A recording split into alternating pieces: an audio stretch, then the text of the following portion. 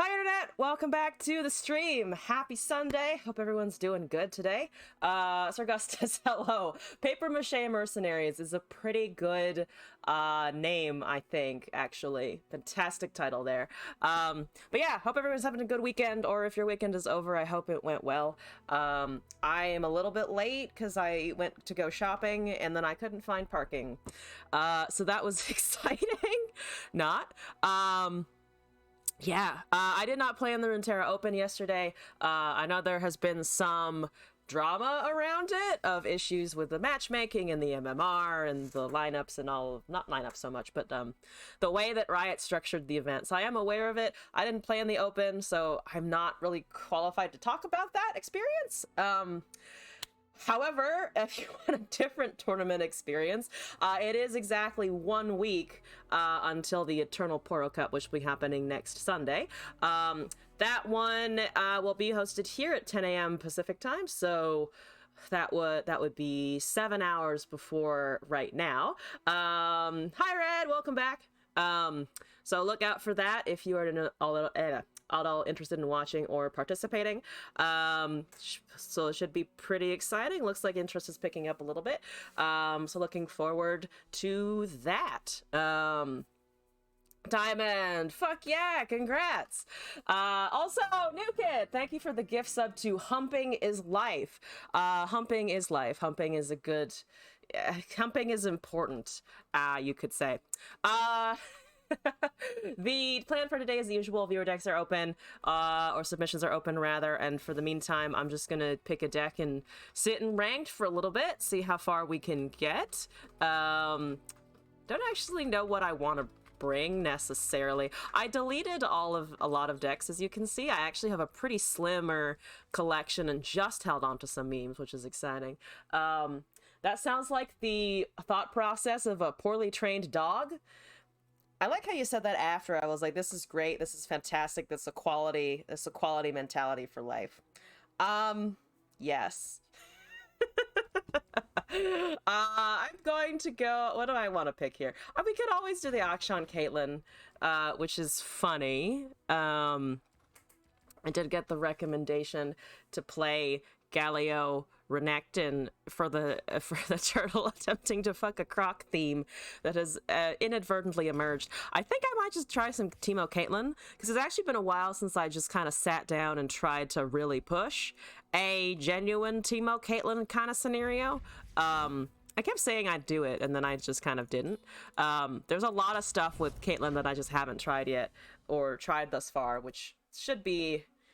I mean, it's kind of a tapped resource for sure, but also it's kind of some of my favorite stuff here. Ooh! Ari Samira. I wonder where Uwu's at, because that seems incredibly reminiscent of their deck. Here. We do have the Teemo. We do have a curve. We shall see where we can take this.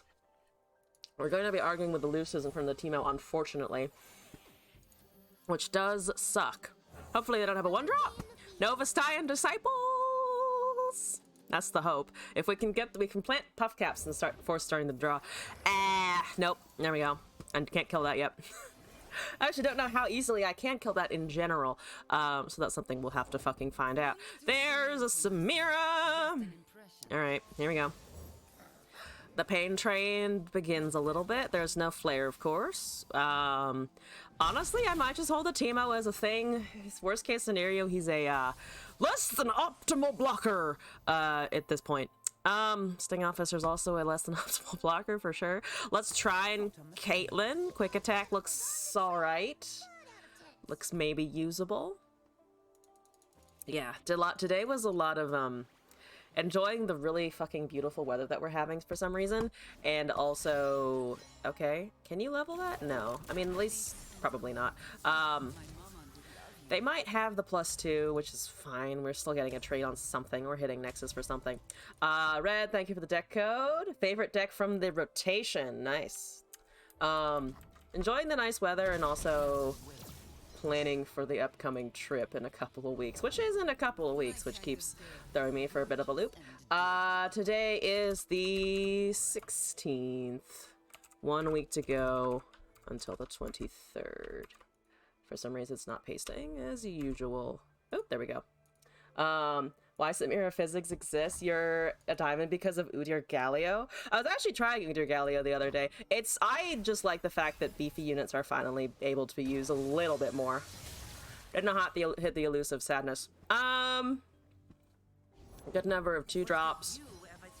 106. Okay. I don't think there's really many flash. Yeah, we didn't top deck the flash from that I was looking for, unfortunately. 0-12 1-drop overwhelm. Honestly, can't do much better than that, huh? We'll prepare him a nice welcome. Trade with... Oops, not trying with that. I would like you to hit something. I think let's just kill the droplet because the Vestian's going back into hand. We're down to 8. We're probably going to lose from here. But I can at least try an open attack. Unless they recast the Vestian, which they might do. They might do that. I don't have Ava Achiever yet. For some reason, I also have both in hand, which is a little annoying. Ah! It's not me if I don't top deck the 6 drops immediately. Turn 1. Okay, you still don't want the Teemo. That's fair enough. Draw did not pull anything. Ah! There's a flash bomb and a puff cap in there. Come on, we can do something with that. No? Alright, fair enough. Fast speed spells I don't give a shit about. I'm gonna just plop that down. Start attacking a little bit. There's another droplet. Here's a clump of whumps. I need a peddler. We don't have that, unfortunately. Any peddler actually would be great. A peddler that deals with the series of 1/1s on the board, so the flash bomb peddler would actually, I think, be the best at this moment. Yep, that's fine. We're going with everything, I think. We're at least going with this. No, fuck it. I think we're gonna lose from here anyway, so I'm just gonna go with everything. Something is going to hit unless they trade both elusive units, which I'm okay with them doing. 1 fearsome remains. We'll have an Ava. It's not a great Ava, but it's still an Ava nonetheless.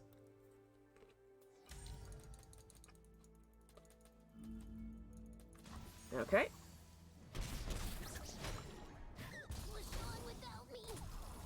They need 1 more card, which I'm assuming they have there. We need back Sharp Sight. Too much elusive? I don't think there's too much elusive. I think that Sharp Sight, when it was around, certainly did a lot, but I don't think there's actually... The funniest elusive card that has cropped up is, fucking the Dragon Collar. I absolutely love that card. I got sent a couple decks with it, and it's actually a lot of fun to use. Yeah, Elegant Edges are gonna kill me from here. Unfortunately. Unless we can somehow manage to kill it, but we didn't manage to get it in time. Also, Nowhere, hello! Welcome back. Good evening to you as well. I'm pretty sure we're dead. Turning yourself in? Well... There's a chance I'm not, but I suspect the answer is yes, I am dead. So I think what I need to do here is Ava Achiever. But then we die because I can't block everything anyway. That 1/1 is still going to be around. Or they just reduced out of my face immediately. They have a stylish shot, right? They do not have a stylish shot. But they do have the flare, right? Yep. Boop. GG. If I had managed to pull a single flash bomb in the right place there, we would not have been in this scenario. But the flash bomb just refused to show up.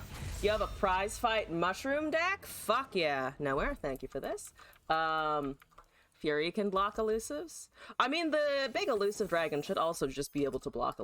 Should just also be a dragon, I think. I don't know why they refused to actually turn that thing into a dragon, but by God, did they. I guess because it's such a big elusive, but still. Alright, importing decks here. We've got red up first, and then nowhere to be found here. Viewer, red. Formidably large. Demacia Shadow Isles. Not that one. That's the other deck that I imported that did have a Galio in it. Form up, Glimpse Beyond, Petricite, Single Combat, Badger Bear, Petricite, Shield of Durand, Search Warrant. Am I actually... What am I using that on? I guess with the Garens and stuff. Detain, Genevieve, Cadrigrin, Vengeance, Gallia, Rekindler Judgment, and 1 Gorlith. If I could ever get a Gorlith to fucking work, that would be great. I still have yet to actually get an excellent Gorlith turn on anything, and it just makes me so pissed how much I want Gorlith to actually be able to give me more than the maximum HP cap, and it's so difficult. It's so difficult to push it beyond that point, and I wish they had made it so much fucking easier. I don't know why. Why can't I go above 20 HP more often? Incredibly annoying. Maybe that's what I should do for the rest of the stream once our viewer submissions are done. Is just like break the HP cap in a constructed environment. Turn 6, you win every time with the Garen if Frostbite and stuns don't exist. If Frostbite and stuns aren't real, we'll be fine. Because this basically plays like what? Elites with Formidable basically, and without the with the 2/2 Battlesmith.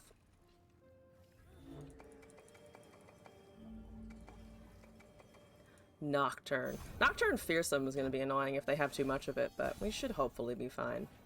Genevieve is a little high on the curve. I do have the Badger Bear eventually, so that's always a thing. We do get that next turn. That's not really doing anything. Control capture. I mean, yeah, I can see that it has the capture cards in it. But otherwise the units are the same. At least it blocks Fearsome. It should also trade with the 3 power units, which is great. That's... Oh, Moonlit Glenkeeper. Okay, so you're going to kill the bird. Inarguably going to kill the bird, but we can trade with the 2/3. Steal something later. Think so, because we're not gonna have Fearsome, we're not gonna have Formidable, or not, we're not gonna have we're just gonna have Fearsome basically. We're 1 turn away from the Garen. There's the Glimpse Beyond. I would prefer not to have to kill my fucking bear in that case. Pass. 6 mana open. Vengeance would be pricey because they're not gonna just fucking outright remove it. Can't really eat that. Hallowed is going to trigger soon. We have the Garen for the +1/+1. Giga Bear. It is indeed a large bear. Slightly regretting not having to trade this into potential elusives unless they give me a chance to actually cast something here. Ooh, when we get the form up on top deck. So that's useful. Right, they don't have any Hallowed yet because they haven't actually killed anything yet, which is nice. Fuck you. Return to your 4/2 status at the end of the turn, please. Yeah! Okay. Think Garen into Genevieve. More Butlers, give me Challenger and Scout. Crescent Guardian is whatever for now. We could definitely eat that in a couple of turns. Like, I want to hit the 2/3 because then it doesn't have to be a Hallowed Grant immediately. We were peaceful once.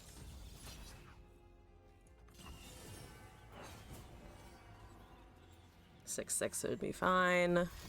Pale Cascade is annoying. You can kill the Garen because of the Rekindler. Oh yeah, true. Draw there. Boop. Boop. Boop. Boop. Yeah. I mean, the Garen might not actually die here. Depending on how they use it, the Garen might actually be able to also survive in general. Rekindler is an amazing card. It kind of is. It kind of is. Dusk Rider is not the card that I was expecting, but I'll take it. We do have a blocker for it. Here's a Galio. Yeah, I think now it's Murder Garen Rekindler time.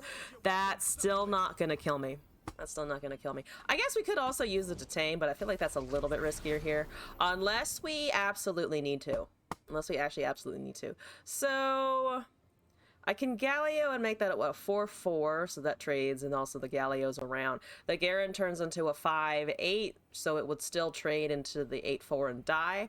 But that should be fine, because then we basically have Rekindler into Gorlith into other capture effects with the spell shield. I'm awake. Must be some magic about.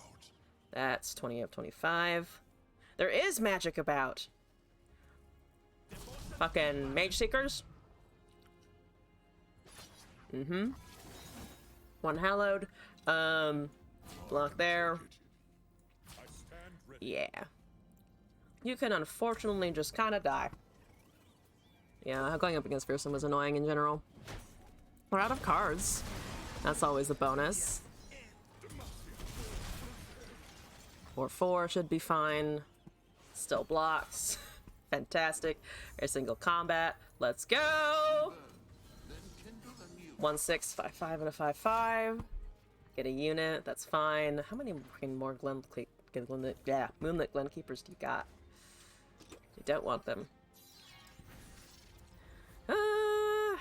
There's an Eclipse Dragon. That's nice, I think. I can't eat it. I have to kind of let it go. It is ephemeral. We know they have another one, which means that the Tane should be pretty useful, I think.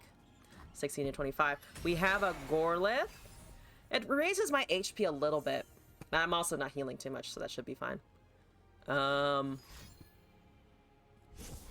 Daybreak makes nightfall. So they're probably looking for another Dusk Rider or something, I would imagine. Nocturne is here. So Galio's not doing anything. The Garen is probably doing something at least. You're a 0/12. Not really much help at the moment. I think with the single combats and the detains, though, we'll still be totally fine. Ignore Ash LeBlanc. Ignore Ash LeBlanc, I feel like, is just generally important advice. We are absolutely dead, though. We are absolutely dead. Because they don't need to challenge anything here, and they have a Hallowed.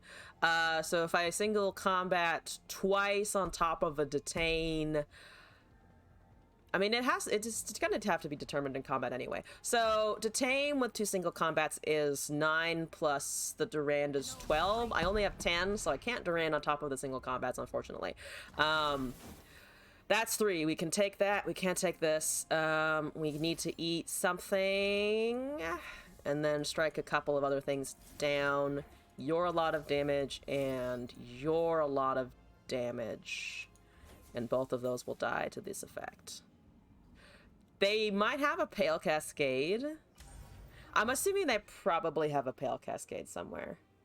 But I think this is also the maximum damage that I can prevent this turn. So Galio has a thing. He still has a spell shield. The Garen is like technically hitting things twice, but also dying in the process. They don't somehow have a Pale Cascade. Though if they have Doom Beast, because it is the Nightfall deck. They're not the old Nocturne Nightfall so much. Yeah, stop Nexus or your Nexus HP. It's not quite gonna do it. Though we have 1 shield, but it's gonna be turned into a 0/1 Gorlith. The problem is that it does raise my HP here. That's unfortunate. But we heal off of it, so I'll take it. How much Hallowed is there? 2. So that's becoming a 4/3. Plus that. So I'm taking 2 next turn, most likely. This is gonna be 4, so I might be able to get 4 damage in with the Gorlith, the unscalable. But again, they still have, I think, a copy of the stocking. Yeah, they have a copy of Eclipse Dragon in there, which at least is not itself. That is not itself fearsome, but it does certainly counter the Shield of Durand's attempt. If Think with the Capture before you attacked could have blocked the 2/1.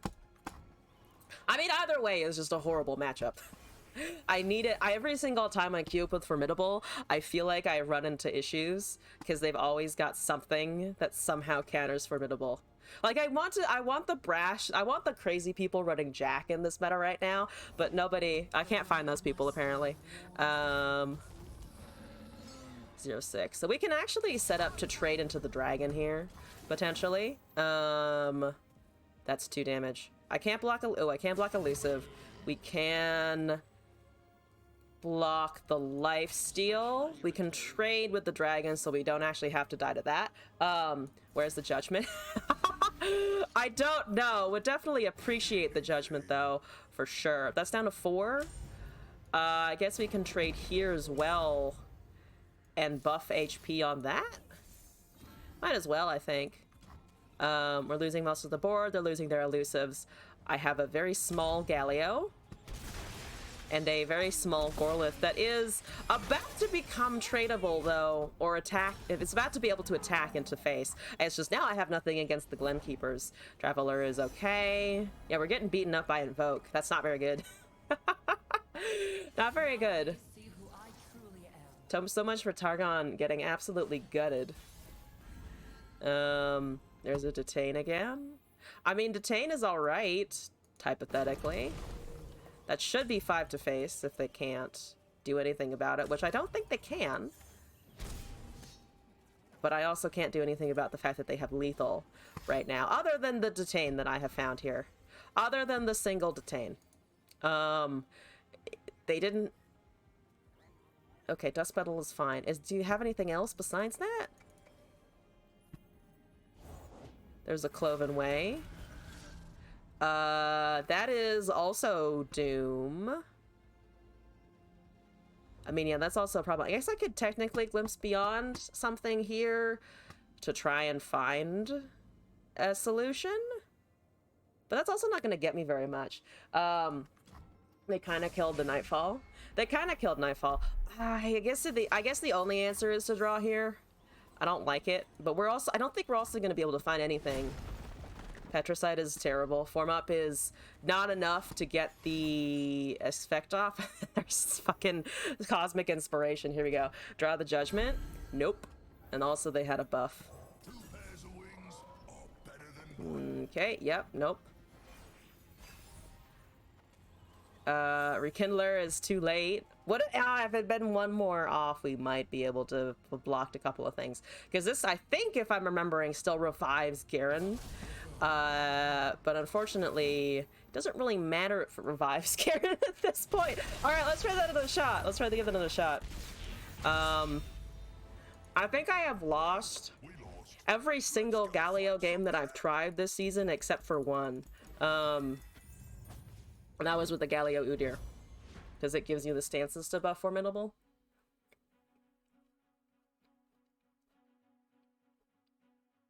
Oh, Broadwing. See, Gorlith just hates me. I want Gorlith to work so bad, but every time it's just like, now! Oh yeah, that's speaking of the Galio Udyr, there it is. Oh, you really like Udyr too. They really do enjoy the Udyr gaming. Petricide into Badger Bear is here again. See your cards in the deck after the game's end, so you can rage so you didn't draw the Judgment. More rage capabilities, absolutely. Yeah, I just slap a Broadwing and go, I think. Into one of our Badgers. That fucking sucks, though. That fucking sucks.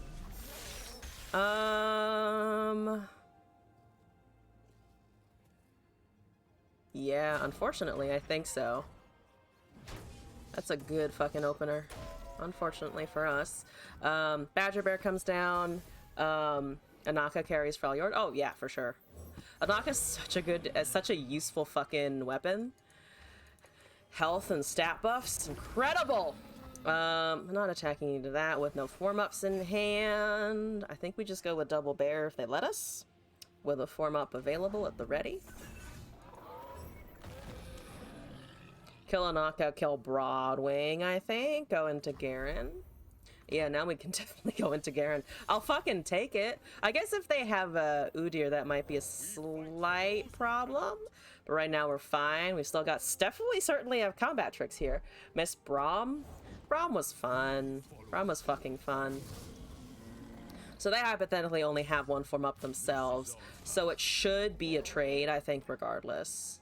That cannot be buffed to deal with the 5/5. So I think we just try and save the Garen here. Oh, yeah, for sure. We just try and fucking save the Garen here. We can't save him, but we can trade him. So I think that works. That seems fine.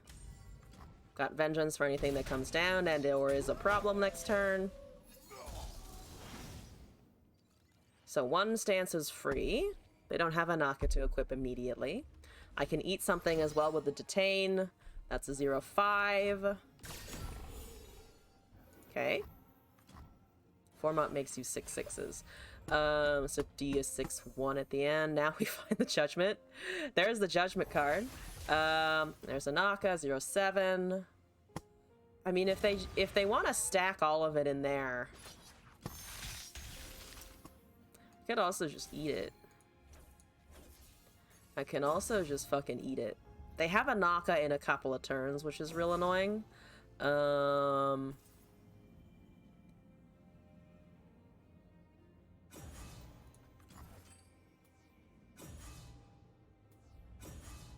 not expecting to detain out of that. Now, if I could top deck a Galio, that would be great.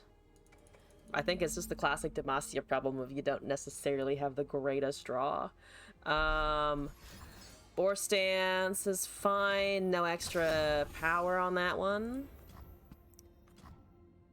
So between the two form ups, we might have an attack. There's just a regular ass Vengeance. I can Vengeance and form up.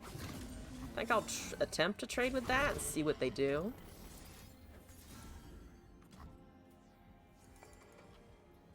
Naka, but presumably a Naka is coming down.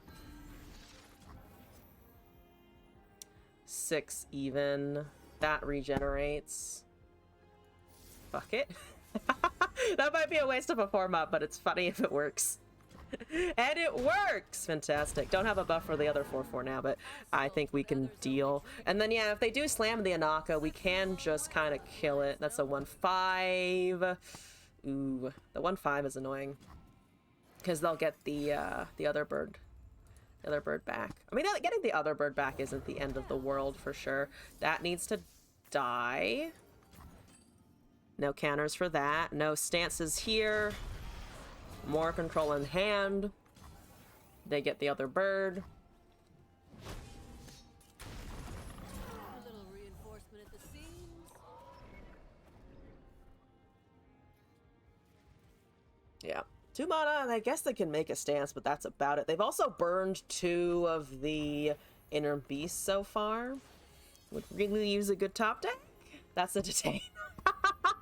Not exactly what I was looking for sure. Open attack kind of works. The 0/3 goes into the 0/4, but turns it into a 1 power unit, and then the 4/3 would trade. So I don't hate the open attack, unless they have buffs. But at this point, it is just kind of a question of, like, who does have the larger buff at this point? Currently, Judgment also deals with the board at the moment.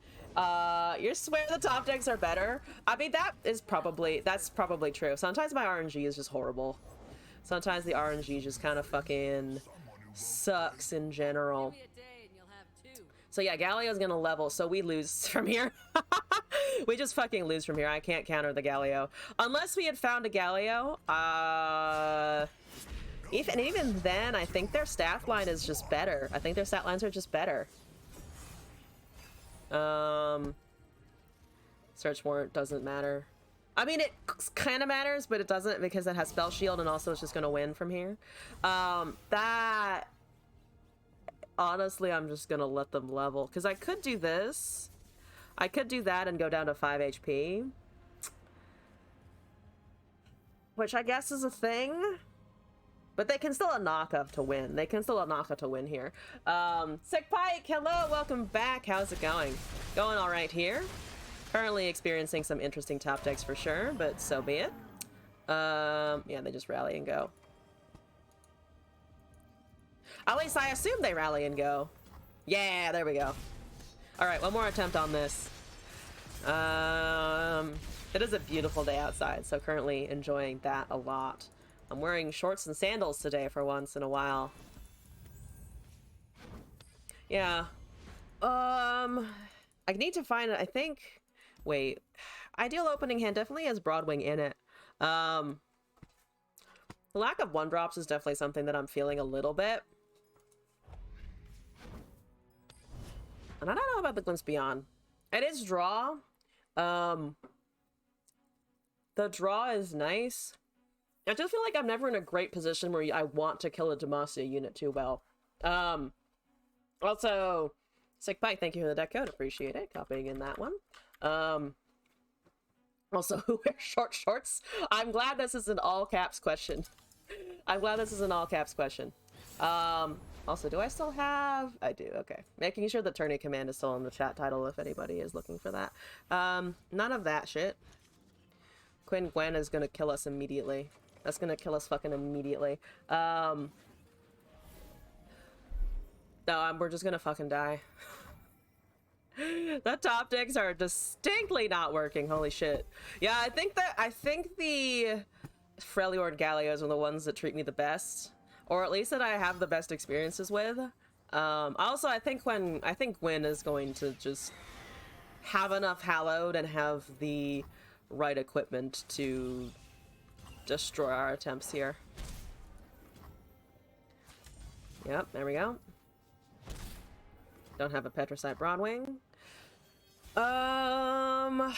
Garen is irrelevant. Turn 4.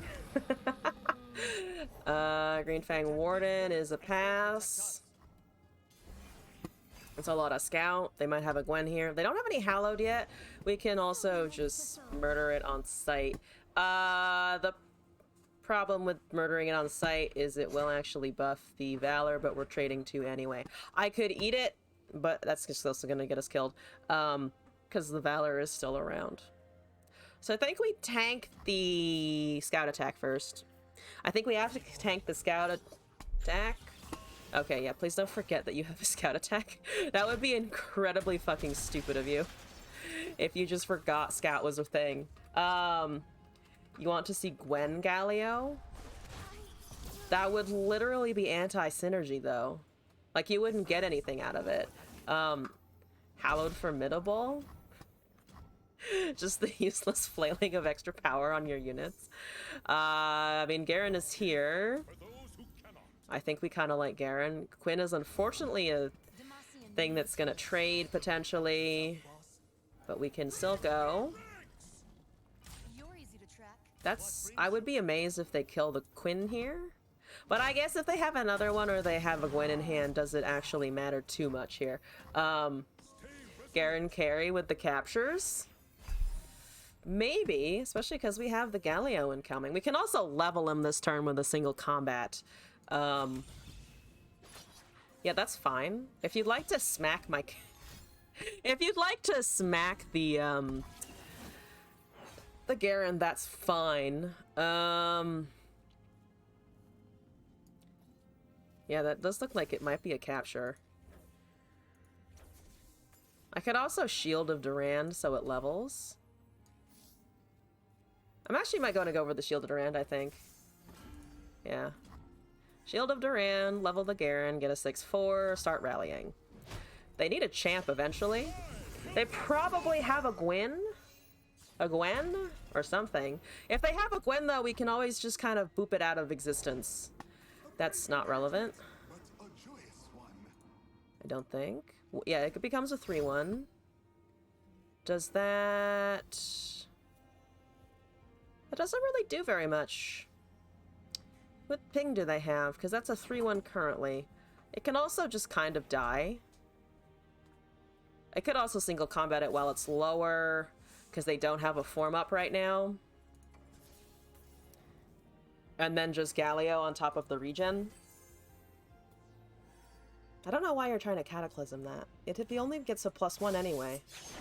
Maybe it was a bait? If they have another unit here? That's still fine, though. And they don't. So it is also extra fine. That's a 6/11. Fantastic. I'm gonna slap our first Gallio to 22, 25 HP. Butler is irrelevant as far as I'm concerned. Blocking the Galio. That's fine. Vengeance, maybe? Glimpse Beyond. Okay. Yeah, the glass does live here. Glass does live here. Down to 14. Redeem Prodigy is fine. We still got regen. We still got removal. Redeem Prodigy is also still fine. The deck does work sometimes. I will give it that. I'll give it that much. You're right about that. There's an Eternal Dancers. I don't actually give a shit, I think. I don't give a shit. It's gonna revive Gwen, to be fair. It will bring back the Gwen. In which case, I think I am just gonna eat it. I think that's mine now. Pardon me. I desire it. Haha! And then if we don't kill it, we don't get the Hallowed annoyances. 614 is great. 2-2 is great. We're taking a little bit of damage. Don't give a fuck.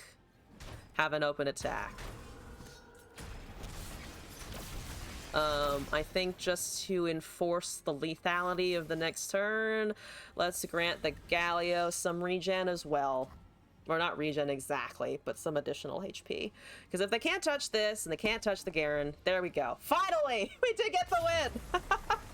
I see how it's supposed to work, for sure.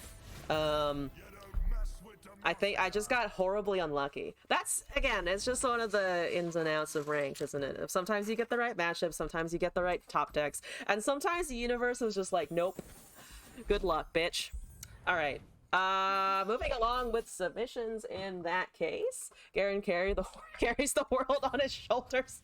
His shoulders are big enough to support the world, to be fair. Let's see. Nowhere, you're up next, and then we've got Pike here.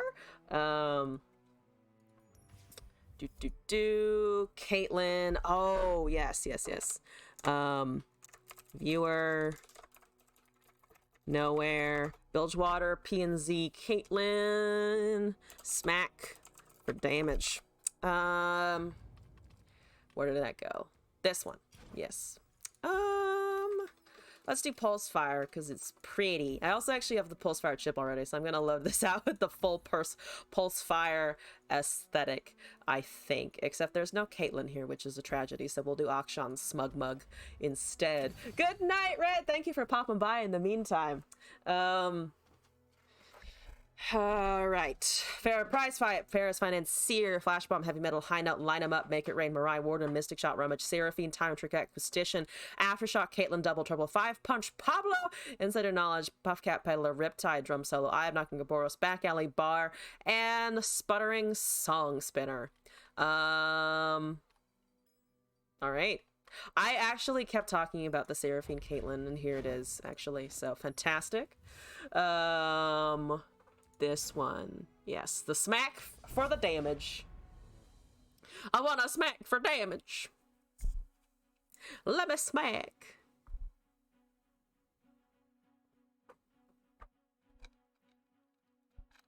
I can't believe it's halfway through May, by the way. Or April. It's not May yet. I can't believe it's halfway through April and halfway to May already.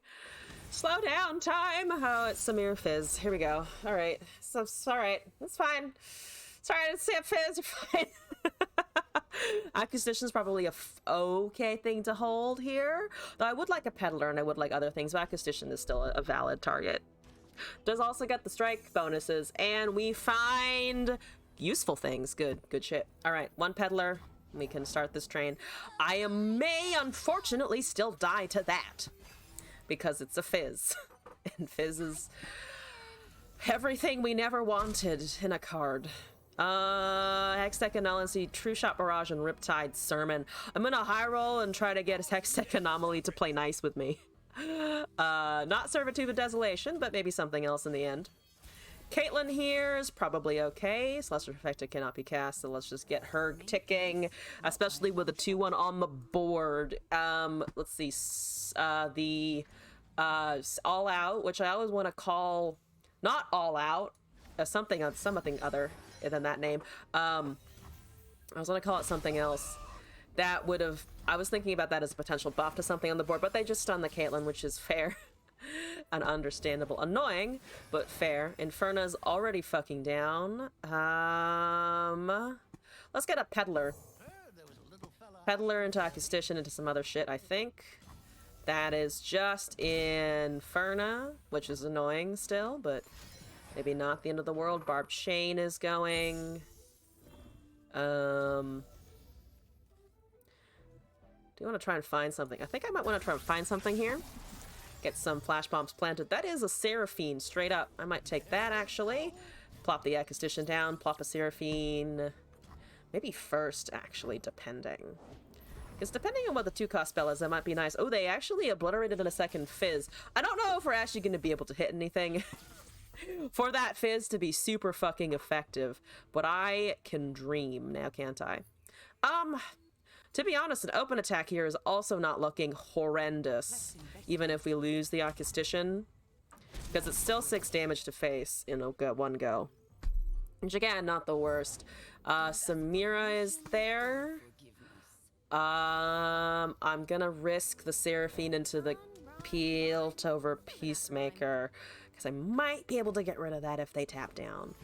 It looks however, they might be going for Plunder, which is annoying, for sure. It's certainly annoying. Let's try this if we can.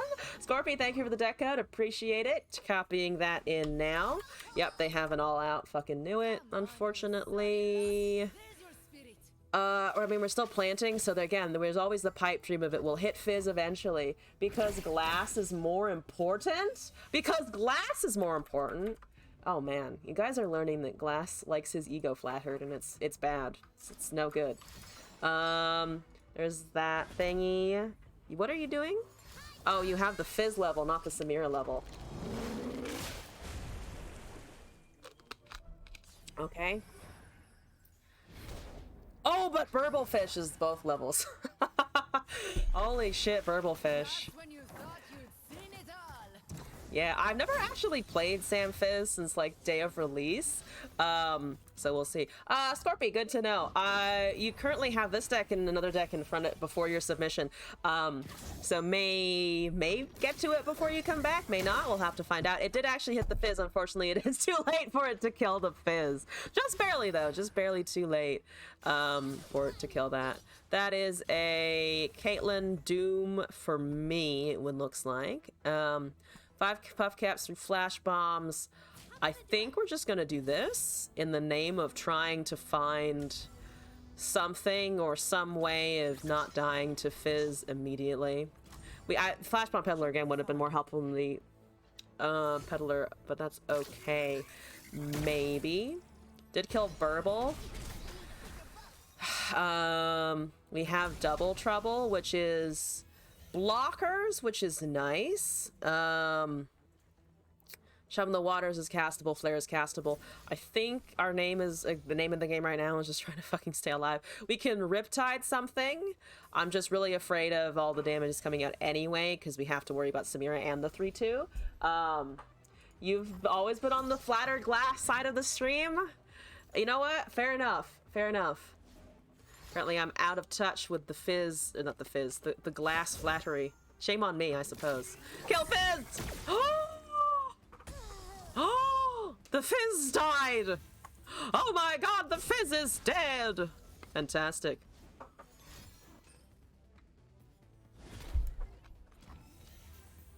Actually fucking huge. Actually huge, though. Because we know they obliterated one. And slowly we're picking away at the rest of their goddamn cards. Slowly but surely, I do get rid of the rest of their cards here. And this is a heavy metal. We have Acoustician. I think Back Alley Bar is probably the key here. We love Scorpy here. we do love you, Scorpy. That is a thingy majiggy wadongles. Okay.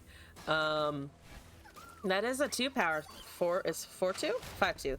It doesn't matter to a certain degree because I still might be able to just murder it. Just murder. I could have gone with the 3-3 actually as well, which I should have done. Or maybe even the 2-1. We're not blocking fucking Inferno, obviously. That is the Nexus damage, so they're gonna rally here. Can they kill this? They're not buffing it, so it might be an okay trade. Obviously, we're losing the Samira, or losing the Seraphine, not the Samira. The other S. Lady Champ on the board. They did top deck all out. No, fuck.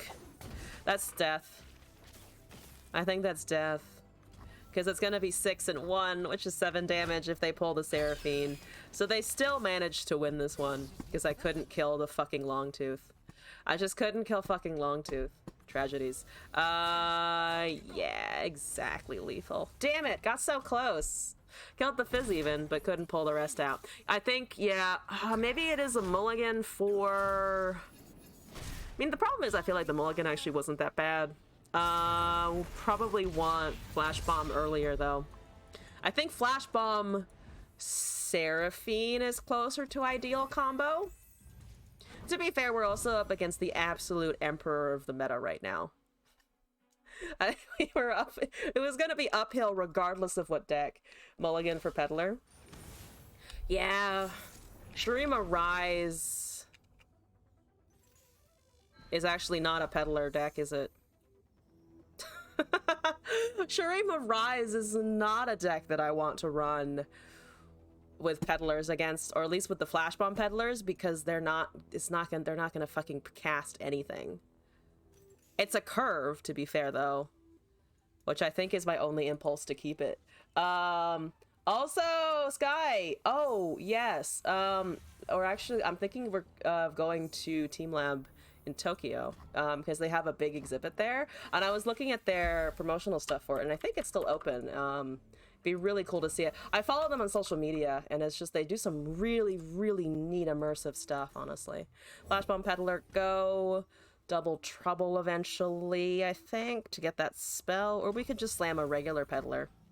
I think it's actually regular Peddler so that we can fully take advantage of the other effects here. I mean, it would be greedy to go for all 4 and then do Double Trouble. Or even to go for 3 would be super fucking greedy. It would be funny, though, to do that. We have an Aftershock to get rid of something. They can't kill a Peddler even if they do choose the damage landmark. So we'll have to see about that. That's just a mana refill. Okay. 4 damage to phase. Rise is healing eventually. I want to see if they cast any units in Shurima. I don't think so. My assumption is that they're going for something like Castigate. So that they can just delete enemy boards. So if they're going Castigate, we're worried in 1 turn. We're worried in 1 turn about that if they have it. So I think it might be Flash Bomb into Double Trouble into an open attack.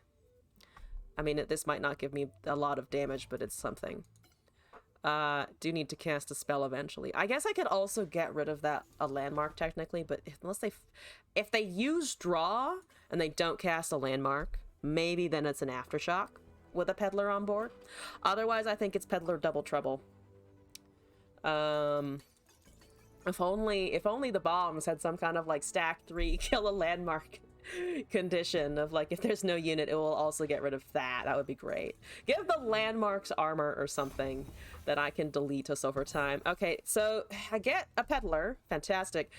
What's your plan? Yeah, having to remember Eradicate and Castigate is a very different state of mind, honestly. Saroon Prison. That's fair enough. I'm gonna cast this. So there's 3 puff caps, and a bunch of units. I'd like to deal at least 4 damage next turn. Drum Solo is fine.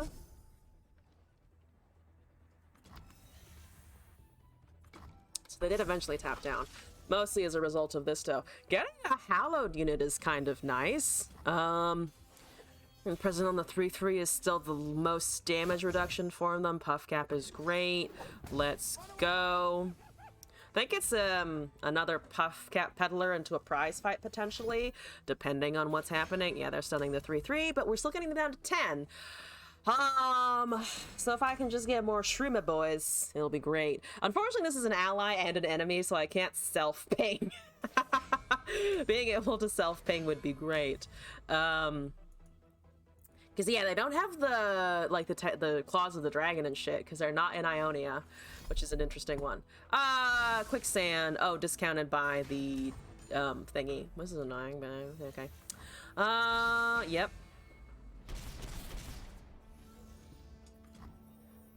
What? Oh, yeah, that's, I mean, it's an expensive one for them, so I don't hate that. They don't have Eradicate on the next open because they use their mana. Unless the drum solo, I discounted it, I suppose. We can still at least cast then a couple of spells. I'm actually getting close to being able to obliterate some of their draws, unless they cast a counter spell, which might actually be worth. Might actually be worth. Free Delve into the Past. Yeah, I could rummage the prize fight because we're probably not going to be running into a unit that we can easily smack until the Rise hits the board. And it looks like they might just be waiting for the Rise to hit the board to win. They're relatively far from it. I need a bigger something. I need a Caitlyn or some other shit in order to actually be able to deal with that.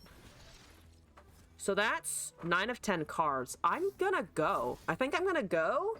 And I'm going to cast a couple Insider Knowledges to obliterate their cards here. Could get rid of the Aftershock. I mean, are we really going to get rid of a landmark when they have Delves? Probably not. There's a Seraphine. There's an Eye of Nagagaboros. I'm going to rip both of these because at that point they will be losing 3 cards from the top of their deck. And it will be a full refill for us. Unless they have Rite of Negation. So maybe let's do them one at a time. So they have to choose if they're afraid or not. Rune Prison is down, so they're going to be able to block at least, or stun at least a 3/3. Let's see if they take this. That's a time trick. So they're shuffling the puff caps and the flash bombs. That's totally fine. Or they're shuffling the flash bombs more like. Poison puff caps are always just general deck. Somewhere in the deck it goes. 3 on face is wonderful. That's 9 of 10 cards. They burn more mana here. I might do something on the top of that. Unfortunately, that's still 4 available, so okay. 8 of 10. So full hand now for them. Hit the 1/1. Fantastic. Please spend mana. Like, not too much, like the amount of mana that you would need so that I can still Insider Knowledge for stuff. That's perfect, actually. Thank you for your time and your services. That's beautiful. 17 puff caps and 6 flash bombs. I would really love to kill that 1/4. I don't think we can, but maybe I can kill their Nexus. Rise got obliterated. That was the plan. That's the plan. So far, the plan working more than anticipated. If something is about to die next turn, we can also Sputtering Song Spinner for fucking value. Okay, that's unfortunate. Stop that. Cease that. No. Stop having blockers. They suck. Top deck a flash bomb? No. All right, that's fair enough. Do this. Do that. Pull something like that. I think that's lethal. Even if they block a 3/3, so they have to use the Rune Prison. And again, I don't think anything is dying. Sputtering here seems pretty good. 3 of 9. Yep, down to 3 HP. I think we just ripped the Song Spinner. And then hope that the little spells can do something. We have Drum Solo. We've got the last Insider Knowledge in the deck. I could risk the Insider Knowledge now, but I think Sputtering is better. Well, I have a guaranteed board. They can still cast a Castigate if it's been discounted after all of this. I think, again, we still might be able to do it. There's 2 Rises left. Yeah,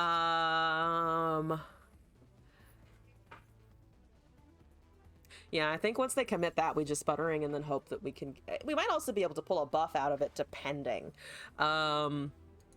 Depending on what this gives us, I might be able to do something fancy. We're going up to 9 of 10 cards. Got to be a little bit careful of our own draw and stuff, but I don't know if it's actually going to be a problem.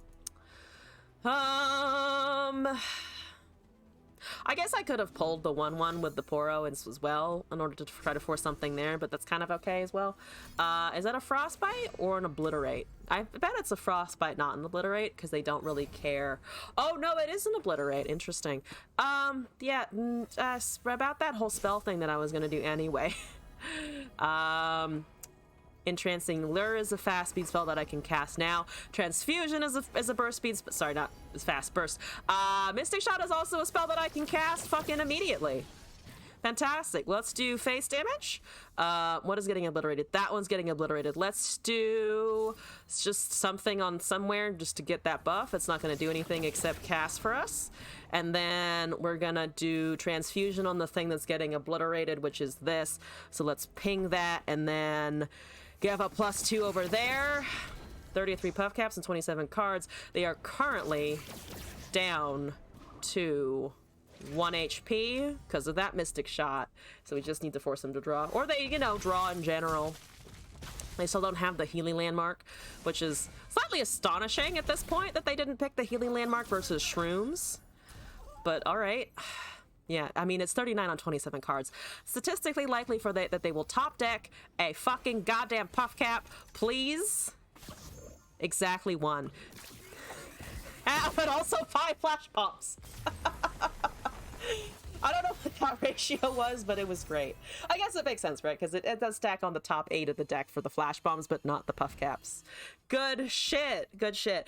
I'll always take an opportunity to bully a Rise player, you know? You can't really bully the set Karma players because the deck is OP, but you can still bully the Rise players when they crop up. You can still be like, haha, Rise is still very silly as a unit. So good shit. Moving along with submissions here. Sick Pike, I've got a deck from you. Then we've got a deck from Scorpy and a video from Sky here. Let's import and take a look. This looks like Kale. I have object permanence, I'd like everybody to know. So I think it's a Kale. Sick Pike. Kale permanence. Permanence? And permanence. It has an E in there. The older I get, the less I can spell. Let's keep the same loadout. I actually really like the Chronosphere board. Saga Seeker, Guiding Touch, Ion and Hookmaster, Pale Cascade, Retreat, Tag Out, Black Flame, Bout Secure. Black Flame Security? Wandering Shepherd, Wounded White Flame, Deny, Celestial Wonder, Kale, Place Your Bets, and Zolani the Bloodweaver. That's actually kind of incredible. I love that a lot. I love that a lot. Everyone try to play around Black Flame and Security. Yeah, okay. That's gonna be fucking fun. Yeah, because it makes a fleeting copy in hand. Right, but we can cast them and they're not ephemeral, only that first one is. So we put one in a Black Flame, we attack, we get more, and then we just keep stacking the big ones, and then we have a Kale for buffs, and then we have Zolani the Bloodweaver to go, excuse me, I have a 24/24, I'd like you to move out of my way.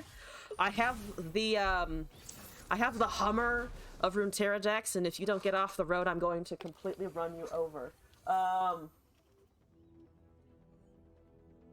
Wait, Glass is showing me apparently that BattleNet queues are too busy to let people log in at the first Gambit, which is kind of funny, actually.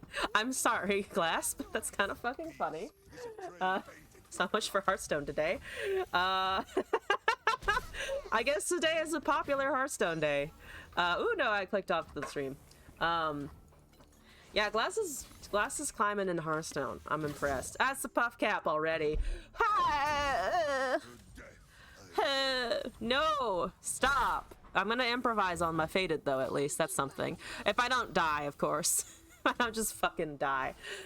We do have Wandering and Pale Cascade. I mean, I'd like to Wandering before combat. If you have more stuff you want to do. Or is it just Teemo? Also, just Teemo is terrifying. Because I don't really have things that can block that. I'm getting Teemoed in return for playing the Teemo earlier. I keep missing some of my syllables today. The wording is not a wording today. So that's a nice 4-2 with Overwhelm. That's going to continue becoming large. Knock-a-talk is a fancy fucking card to have, though. I got to admire the knock-a-talk there. Place your bets. I'm going to just improvise on another dude. Sandsworn is actually kind of nice for the fearsome, honestly. It's some guaranteed damage at the moment, at least it looks like. Puffcat Peddler was gonna cast stuff there. I think this is an attack with these guys for sure. Before they plant more, I'm also really tempted to use a Pale Cascade on this guy. That's a 6-4, Hyolian Hookmaster, let's go. Teemo is gonna level, which means we are looking at the duplication. At least we have healing, though the Guiding Touch is funny when it just kind of counters, when it counters the healing that you're trying to get because they've already stacked too many shrooms. I think it's they're gonna have stacked too many shrooms scenario here. Please, you don't want to block with your Peddler? Tragic, because its Knock-a-talk is also going to give it that. It's gonna give it that buff. Oh dear. Oh dear. Yeah, I keep forgetting that Knock-a-talk does apply the transform effect to champions that are flipping, because it's not something you think about a lot, or at least not something that I think about a lot, but it definitely works. Ah, there is a Gnar approaching. I think kill the Gnar. Yeah, I think we can kill the Gnar. I would just prefer to not have to heal that instead of my face, but again, we might end up in a scenario where it would just get countered anyway. There's a 2-2 with a mana refill. Oh boy, how many puff caps do we have? 17. Not a fucking fan. Not exactly a fan. We could also just return this unit and take the frankly ridiculous amount of Teemo damage. Still an unreasonable quantity of damage coming out of Teemo. Oh boy! Knock-a-talk. Fuck yeah. Fuck yeah, Knock-a-talk. I wish I could find about security. Maybe I should have mulliganed differently. I thought that the Saga Seeker and the Wandering Shepherd was fine, but maybe I erred in that case. Vulnerable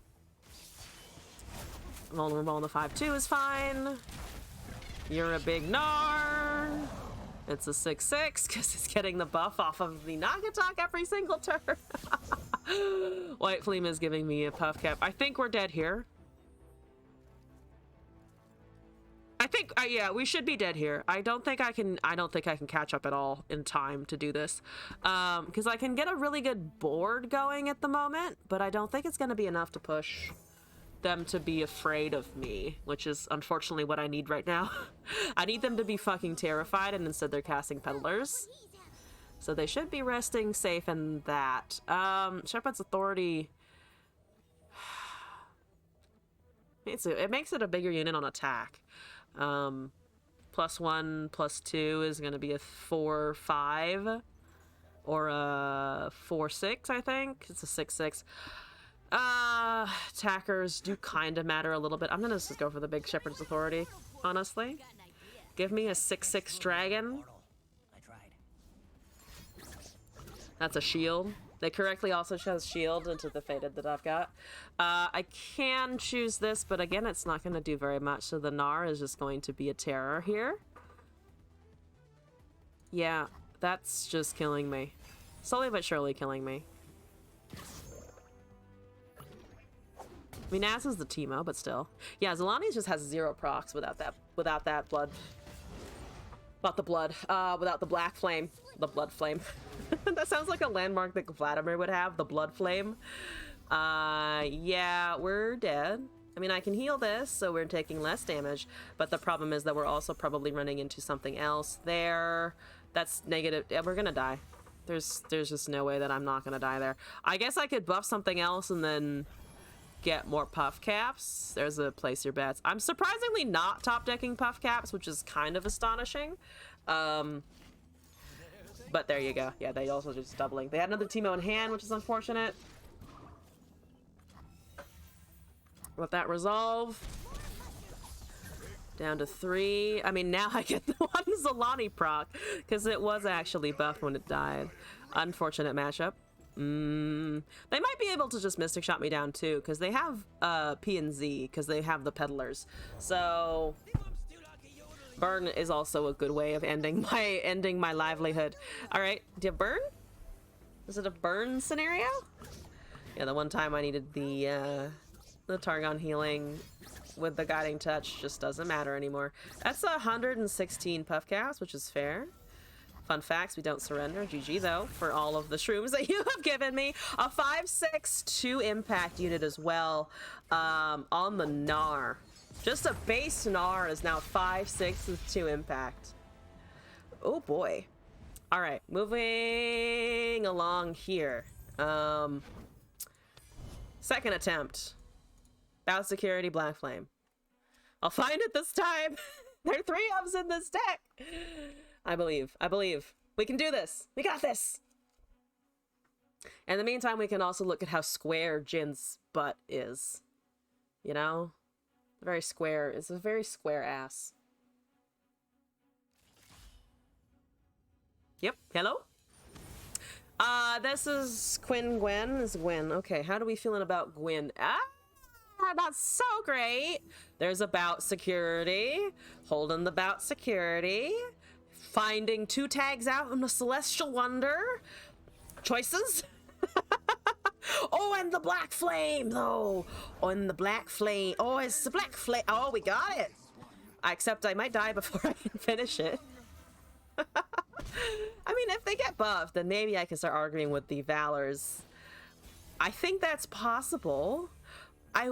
This is 2 Celestial Wonders. I'm so struck by astrophysics over here that I'm just like, I will stare at astrophysics until I die.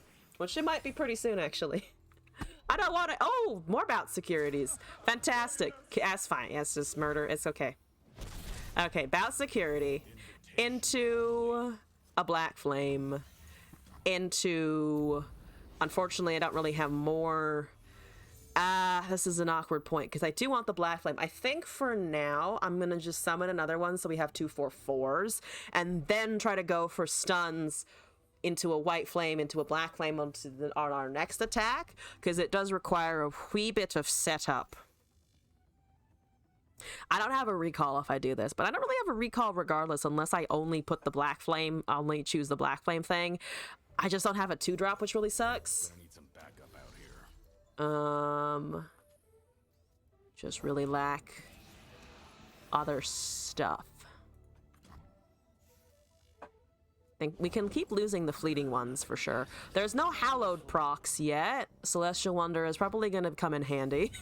Maybe actually not regretting having 2 of these in hand, because we're going to have to face a lot of scouting business.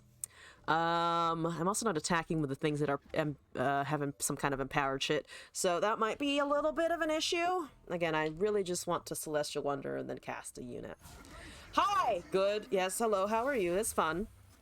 This is fun. I'm having fun. Fun is the word that I'm choosing for this interaction. I could do this. It's down to 5. I think I'm gonna just stun the 2 fearsome dudes. I think I'm just gonna stun the 2 fearsome dudes. I can go with my original plan. Because if I can also hold on to a unit here, then that should be fine. Let's put in the...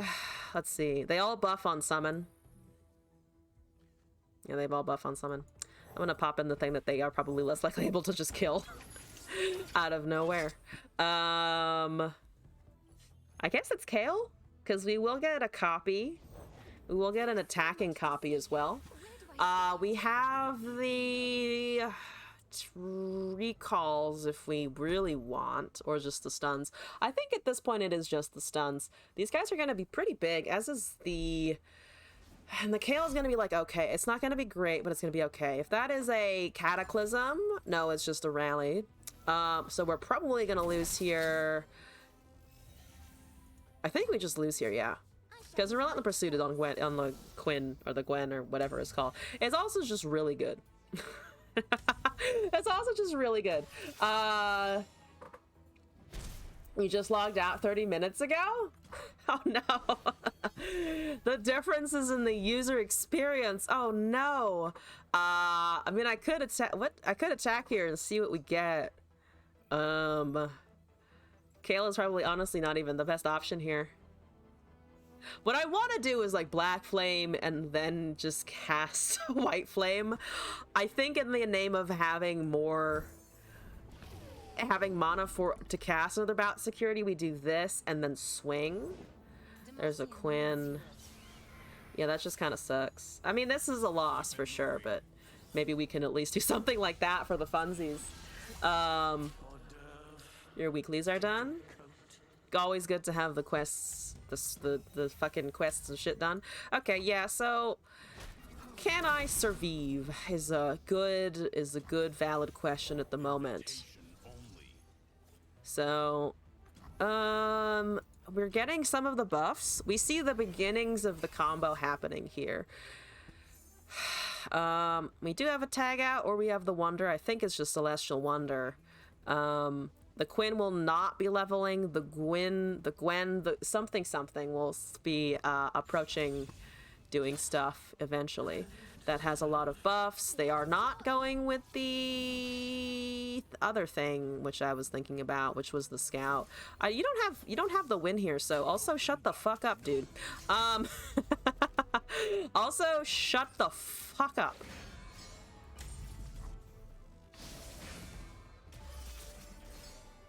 I guess if they have Cataclysm, it's still a win.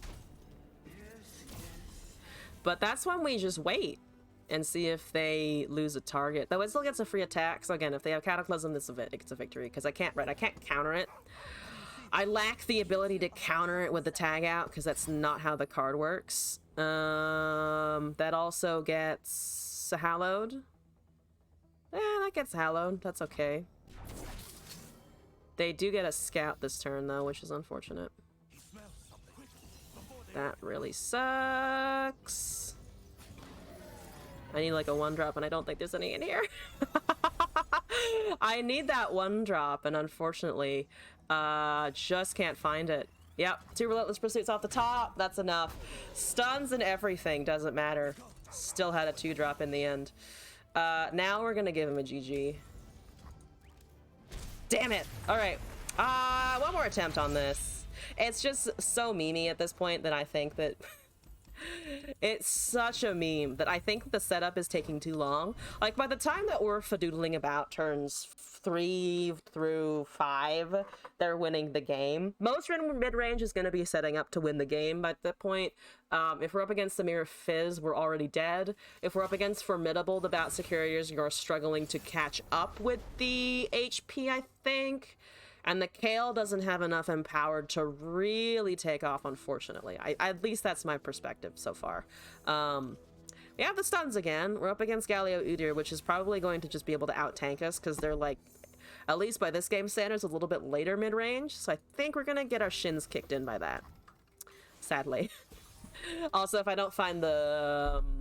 if I cannot find the Black Flame, we're also just going to be in a little bit of trouble here.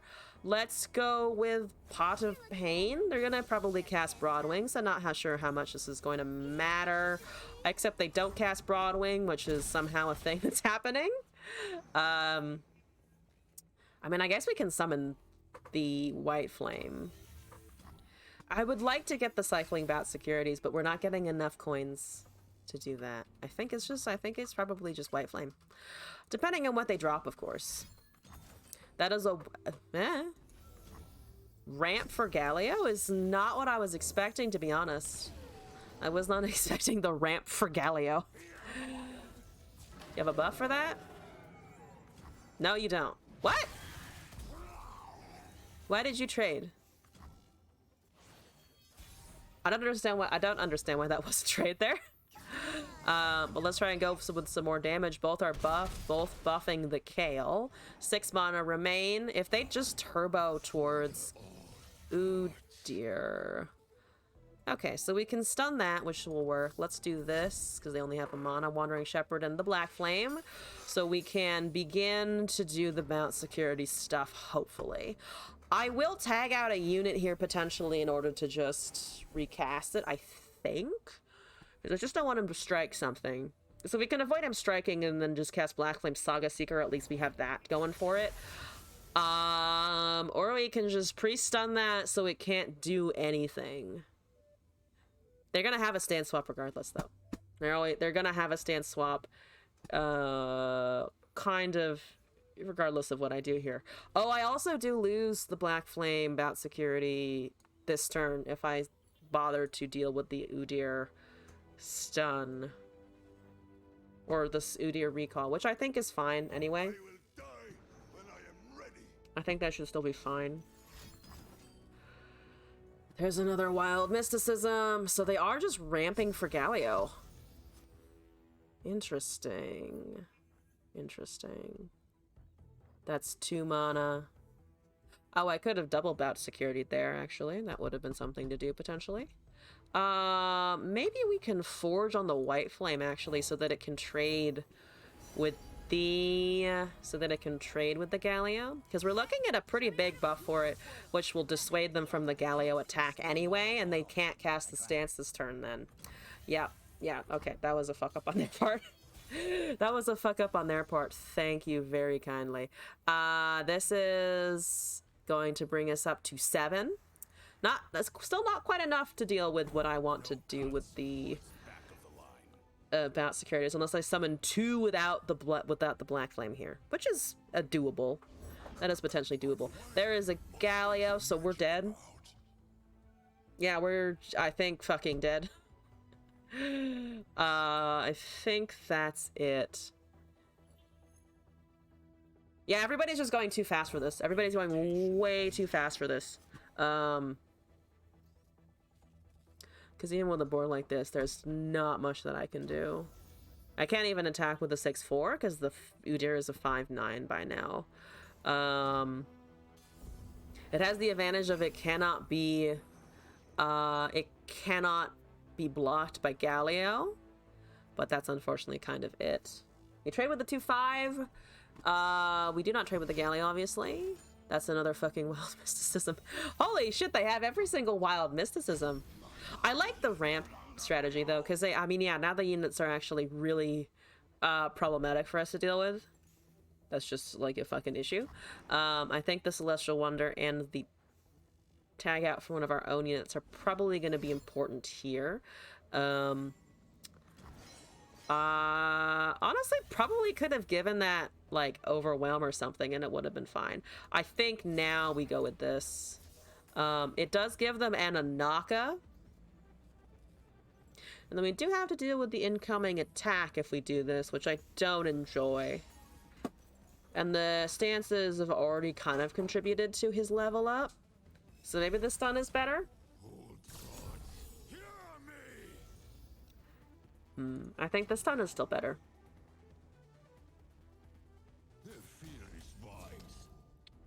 Yep. Yep. I need a buff for the White Flame as well, and I can't actually buff it. I cannot actually buff the White Flame here, which is annoying. I think we shoot for a trade, and then stun Udyr, so no stance, stun the 6/9, so there's nothing happening there. Try to trade, or attempt to trade at least, and then put the Fearsome on something else. But again, the units are so big that I think we're locked out so far.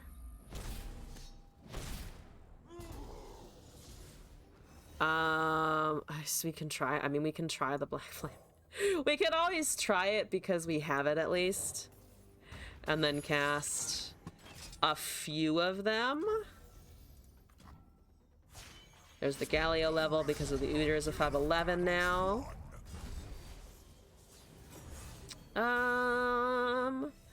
There's a Zolani the Bloodweaver, which is a 4/4. Because, yeah, nothing has died. The problem with these decks that I think that we're going up against is I actually can't kill anything. As much as I would love to kill something, I actually can't fucking do it because the units are just so small. We're getting something here, but it's just not enough. It's not nearly enough. We can keep blocking until they get overwhelmed, but they're about to get overwhelmed here. Kale's, yeah, Kale's not leveling either. Yep, there's the stance, there's the rally. I can cast 2 of them, but they're also going to kill me with the Galio before I can respond to that. Let's do another one. Also, that's a Cythria! Yeah, I love the ramp decks that are happening. I still love the ramp decks that are happening, because even though it's not like FTR exactly, it's still doing a lot of damage. Yep. Can't pull anything away from that. Unfortunately, I didn't get a win with this. I think it's just the power of everything else. We are too slow. We are just, I think, fundamentally too slow. There also might be other ways. The problem is that it is an on-summon effect. You could do maybe like God Willow Seedling, so you're losing less board presence the second you cast the landmark, but you're still getting something popping back onto the, or you're still getting a copy. But yeah, that's a tricky one. I think the coin stacking also might need to go faster. Like, I think we're just kind of starved. I think we're just kind of starved for mana. We're starved for mana, which is holding everything back a little bit. But it is always fun to see bout security. I haven't seen anyone go fucking nuts bananas with it, though. So if anybody has, let me know what version you were running for it. Other than, you know, karma shit, because karma shit is boring. We've all seen the karma shit. Scorpy, thank you for the deck code here. It looks like I'm running Galio again, if I'm correct copying this right. Viewers, Scorpy, more Galio. Man, I say something bad about Gorlith and suddenly all I get is Galio decks. Let's see here. We're looking at Boisterous Host, Demacian Tellstones, Firith, Fishfight, Form Up, Petricite, Broadwing, Butler, Redeemed Prodigy, Opulent Foyer, Petricite Charger, Paramore, Gwen, Drake, and Galio. Somebody actually fucking built the Gwen Galio. Oh my god, Glass! I'm blaming this one on Glass, because he suggested it. Alright, okay. Let's buff let's howl at our formidable! Oh my god, this is going to be a bit of an interesting show. This is going to be an interesting show for sure. Well, what am I aiming to do here? Split the archetype in half and then only top deck one archetype for each. If we get formidable cards, we go with those. If we get the hallowed cards, we only play the hallowed cards. Looks like we only have hallowed cards, so we'll be doing that. Actually, literally only the hallowed cards. Holy shit. We're up against Malphite Talia, who quite likes Malphite and also pretty much likes Talia. So, well, do they run Eye of the Raharak at all? That would get rotated? I'm actually forgetting completely if Raharak got rotated. That doesn't do anything to the formidable. Yeah, no, it will just fucking complete anti-synergy. Complete anti-synergy. Leave it to the viewers. Okay. I say that in the best way possible, though. So many fish fights. So many fish fights. It's like at least I can smack something. Are you ready to smack? I'm ready to smack. I'd also like to cast a Redeemed Prodigy, though. I need to summon my white-haired dudes. That's a blue sentinel. Okay, great. Wonderful, good to see you. Do you want the ramp? How badly do you want the ramp? Because I don't actually know if I want to give you ramp, but I do want hallowed. I do want the hallowed. Hallowed! Okay, so you're gonna become a 3/2. Anything? That's a Gwen. I'm on turn 3. Fuck. But at least we do get that little ghastly band there. Actually, Opulent Foyer might not be a terrible ad for this deck. I don't think it's in there right now, but that might not be a terrible one to include. Do they have a... Okay, so that's gonna start getting discounted. They go up to 5 mana here, which means Talia duplication potentially, which is a little bit scary, not gonna lie. It is not a Talia, however. Think we go with Paramore into the Gwen. Or we could just Gwen, to be honest. Think I'm gonna go with Paramore, because they don't buff anything, and I'd like them to look at the lifesteal and be like, nope. Or we can just tank the attack anyway and then be like, nope, afterwards. We do have Barrier, potentially, out of the Demacian Tailstones, which is nice. We're looking at 2 hallowed. Oh, extra hallowed. More hallowed than I thought, in fact. So it's a 5/4, and then we've got Prismatic Barrier with 4 mana up for Tailstones. Good shit. Mountain Drake looking good. In a second. Alright, now that I have exhausted the hallowed draws, we're getting the formidable draws. There's a Traveler. Lots of people are running Targon too. It's kind of interesting how much people are using Targon despite the fact Targon got kneecapped a little bit. Interesting tempo change, but I think it's because... I honestly think it's because a lot of things in the meta are a little bit slower, like Galio Udyr. Like, it's very different. It's very different. That's fine. Yeah, and if you want to trade the bigger target, I will absolutely be fine with that. Sick Pike, thank you for the additional deck code. Copying that in now. Paste that in. Not doing anything else. That's totally fine. I'll leave it there. Give me my 0/6. Oh, into a Galio. That's pretty nice, actually. No, I'm not killing my Gwen. Thank you very kindly. Yeah, if you only want to deal 4 damage, that's totally fine. Again, we're just gonna put what we can on the board, I think. There is an Eye of the Raharok. I was not incorrect about that. Not super happy that I was not incorrect about that, but I'll take it, I guess. Malphite's leveled for sure, which is kind of fun. No, still annoying. Still very annoying. Have you tried any Tidal Wave decks? I got handed a BB Tidal Wave once, which was, I mean, that's kind of fucking fun. We are 1 HP short. You're 1 HP short, which means I could potentially hit something small with the Mountain Drake to solve that problem, but we also need our board to stick. That is a deal 4 and something. Okay. Are you killing my Gwen somehow? I prefer if you not kill my Gwen somehow. Does that do anything? No, it's still a 0/9, so it actually won't affect the HP. I guess they are worried about the Gwen leveling the Galio, which is probably not a humongous issue or a humongous concern. Down to 4. We could risk the barrier. We could also eat something. I'm honestly tempted to just fucking eat something. Though they do potentially have a Red of Negation. I feel like the barrier is more valuable, and plus they're not killing me this turn. Trying to make the card work, but it's hard. Yeah, Tidal Wave is an odd one. Tidal Wave is an odd one. I would say if you're trying to make it work, something like Mischievous Mirage, something like what's the name of it? I guess if you're, not in standard, you have more options. But there are a lot of P and Z cards that increase the damage. You could also run like Perfectionist to duplicate it if you have it in the deck, so that you're at least finding it a little bit more often. They're all like imperfect solutions though to a card that just I think is like fundamentally going to struggle a little bit. You could also just yeah, I think, unfortunately, Perfectionist is kind of your best bet to do stuff in the deck, generally speaking. Oh, I'm really hoping I can level the Galio here also, side note.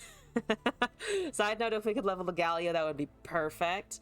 Their stuns are gone. That's a Rite of Negation, which actually doesn't matter, because we're going to just Shield of Durand anyway, and solve our problems that way.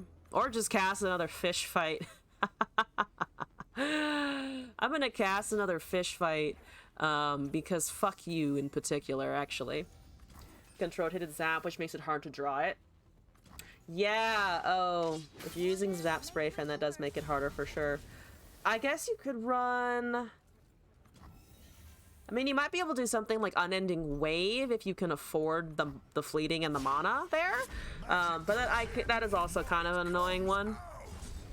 Because you're never really sure what you're gonna draw.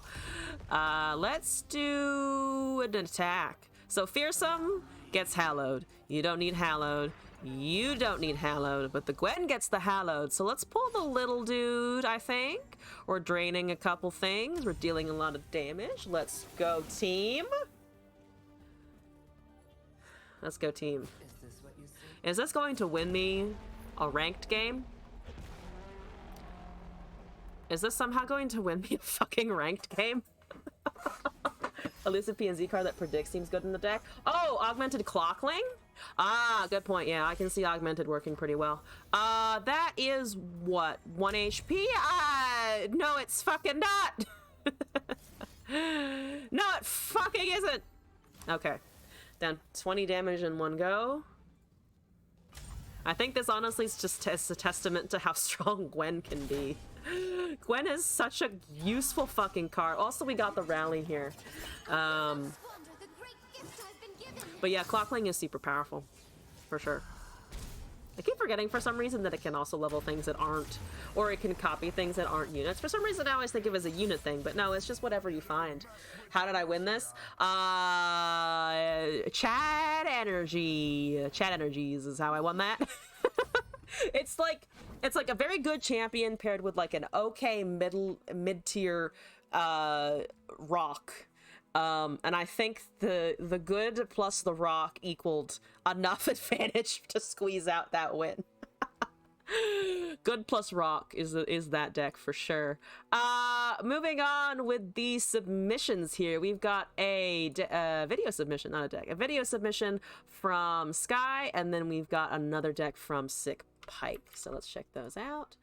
Over here, gotta shut up the game for a second. The Sprinkle of Gwen. I think I also got very lucky on those top decks, being able to find the Prodigy and just, you know, the fucking 2/1 dude. Very good, very useful. This is a Team Lab shit who does some really cool art installations. So we'll watch this and continue with our submissions. We'll have a good time. Also, I should mention this before the stream ends at some point, and also probably right before the stream ends, and also update my schedule. I'm in the CDS, or the Champion Draft Series, and my next game is actually going to be at a very unusual time for me. It's going to be at 6 in the morning Eastern or Pacific time, so I'll probably do a very tired, sleep-deprived stream tomorrow morning. We'll see how that goes. And I guess I'll stream it. You'll get to see me being loopy and awake at the crack of dawn. And then I'm gonna go straight back to bed before work. Also, Aeon, hello. Hello, person inside my computer. How are you? Isn't it funny how we're all inside each other's computers? Creepy as fuck. Get out of my computer! I'm kidding. Please stay in my computer.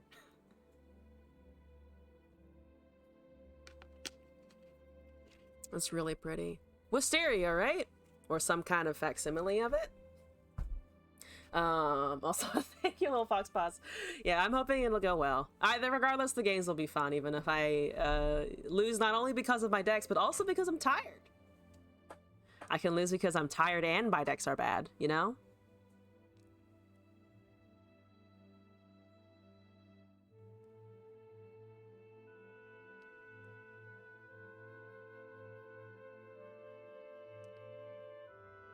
That's actually so pretty, though. Morning Glories are also really pretty flowers. I think those were Morning Glories.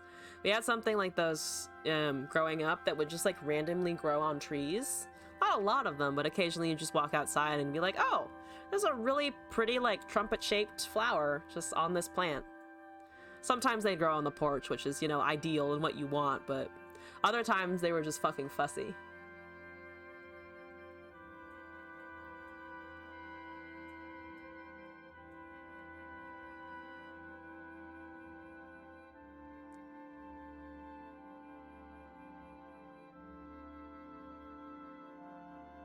Yeah, the seasons are cool that they're running through. Oh, I guess I'm covering it a little bit, but yeah, there's the seasons.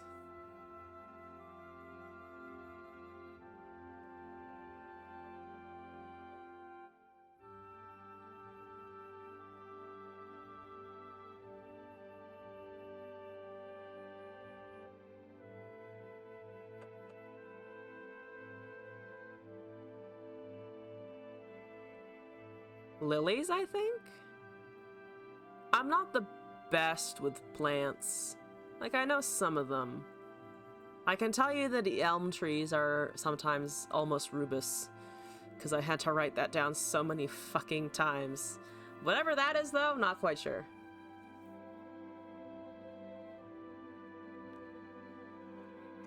When I was growing up, we had these giant, also had these like giant pink fluffy plants that were technically like sort of a weed. There was one that was growing in the garden when I was a kid, and I was like determined, like that was my favorite plant. It didn't bloom until like fucking October, so the entire summer was just like a green stick. And I was like talking to my mom because she wanted to like kill it. She wanted to like chop it down. I was like, this is a weed. We don't need this here. And I was like, no, it'll bloom. I believe. Look, it has buds on it. And then it finally bloomed like late in the season. And it was this I want to say the name started with Jack. I actually forget the name now, but it was really big. It had really big flowers, like about the size of my hand or larger, that was with this big, poofy, fluffy, pink, pillowish thing. The bees really liked them. Apparently they grow near water, and there was a small stream over a viaduct behind the house, so I think it was just picking up on the moisture there. It grew back every single year. And then the house got bulldozed after we moved and turned into a bank, so that plant definitely doesn't exist anymore.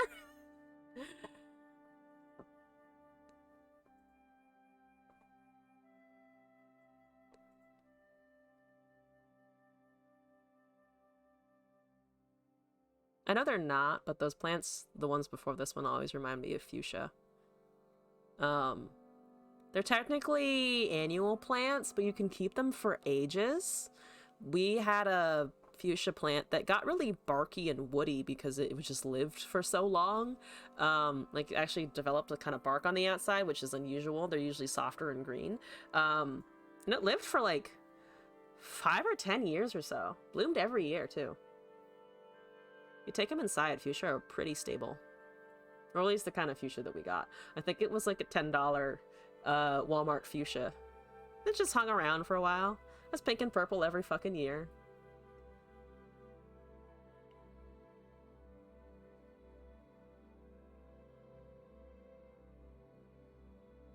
I like that there's a person in this video actually for scale. Because if I was looking at this without a person, I'd actually have no context for how big the space is. But having a person just like touching the projection is a good idea. Anyway, that was actually super pretty. And also kind of just like chill and relaxing. So thank you for sending that in. Good shit. Moving along with the submissions, we now have, I believe, Sick Pike's additional deck here. So thank you for sending that in. Let's import and take a look. Caitlin Bilgewater once more. Sick Pike.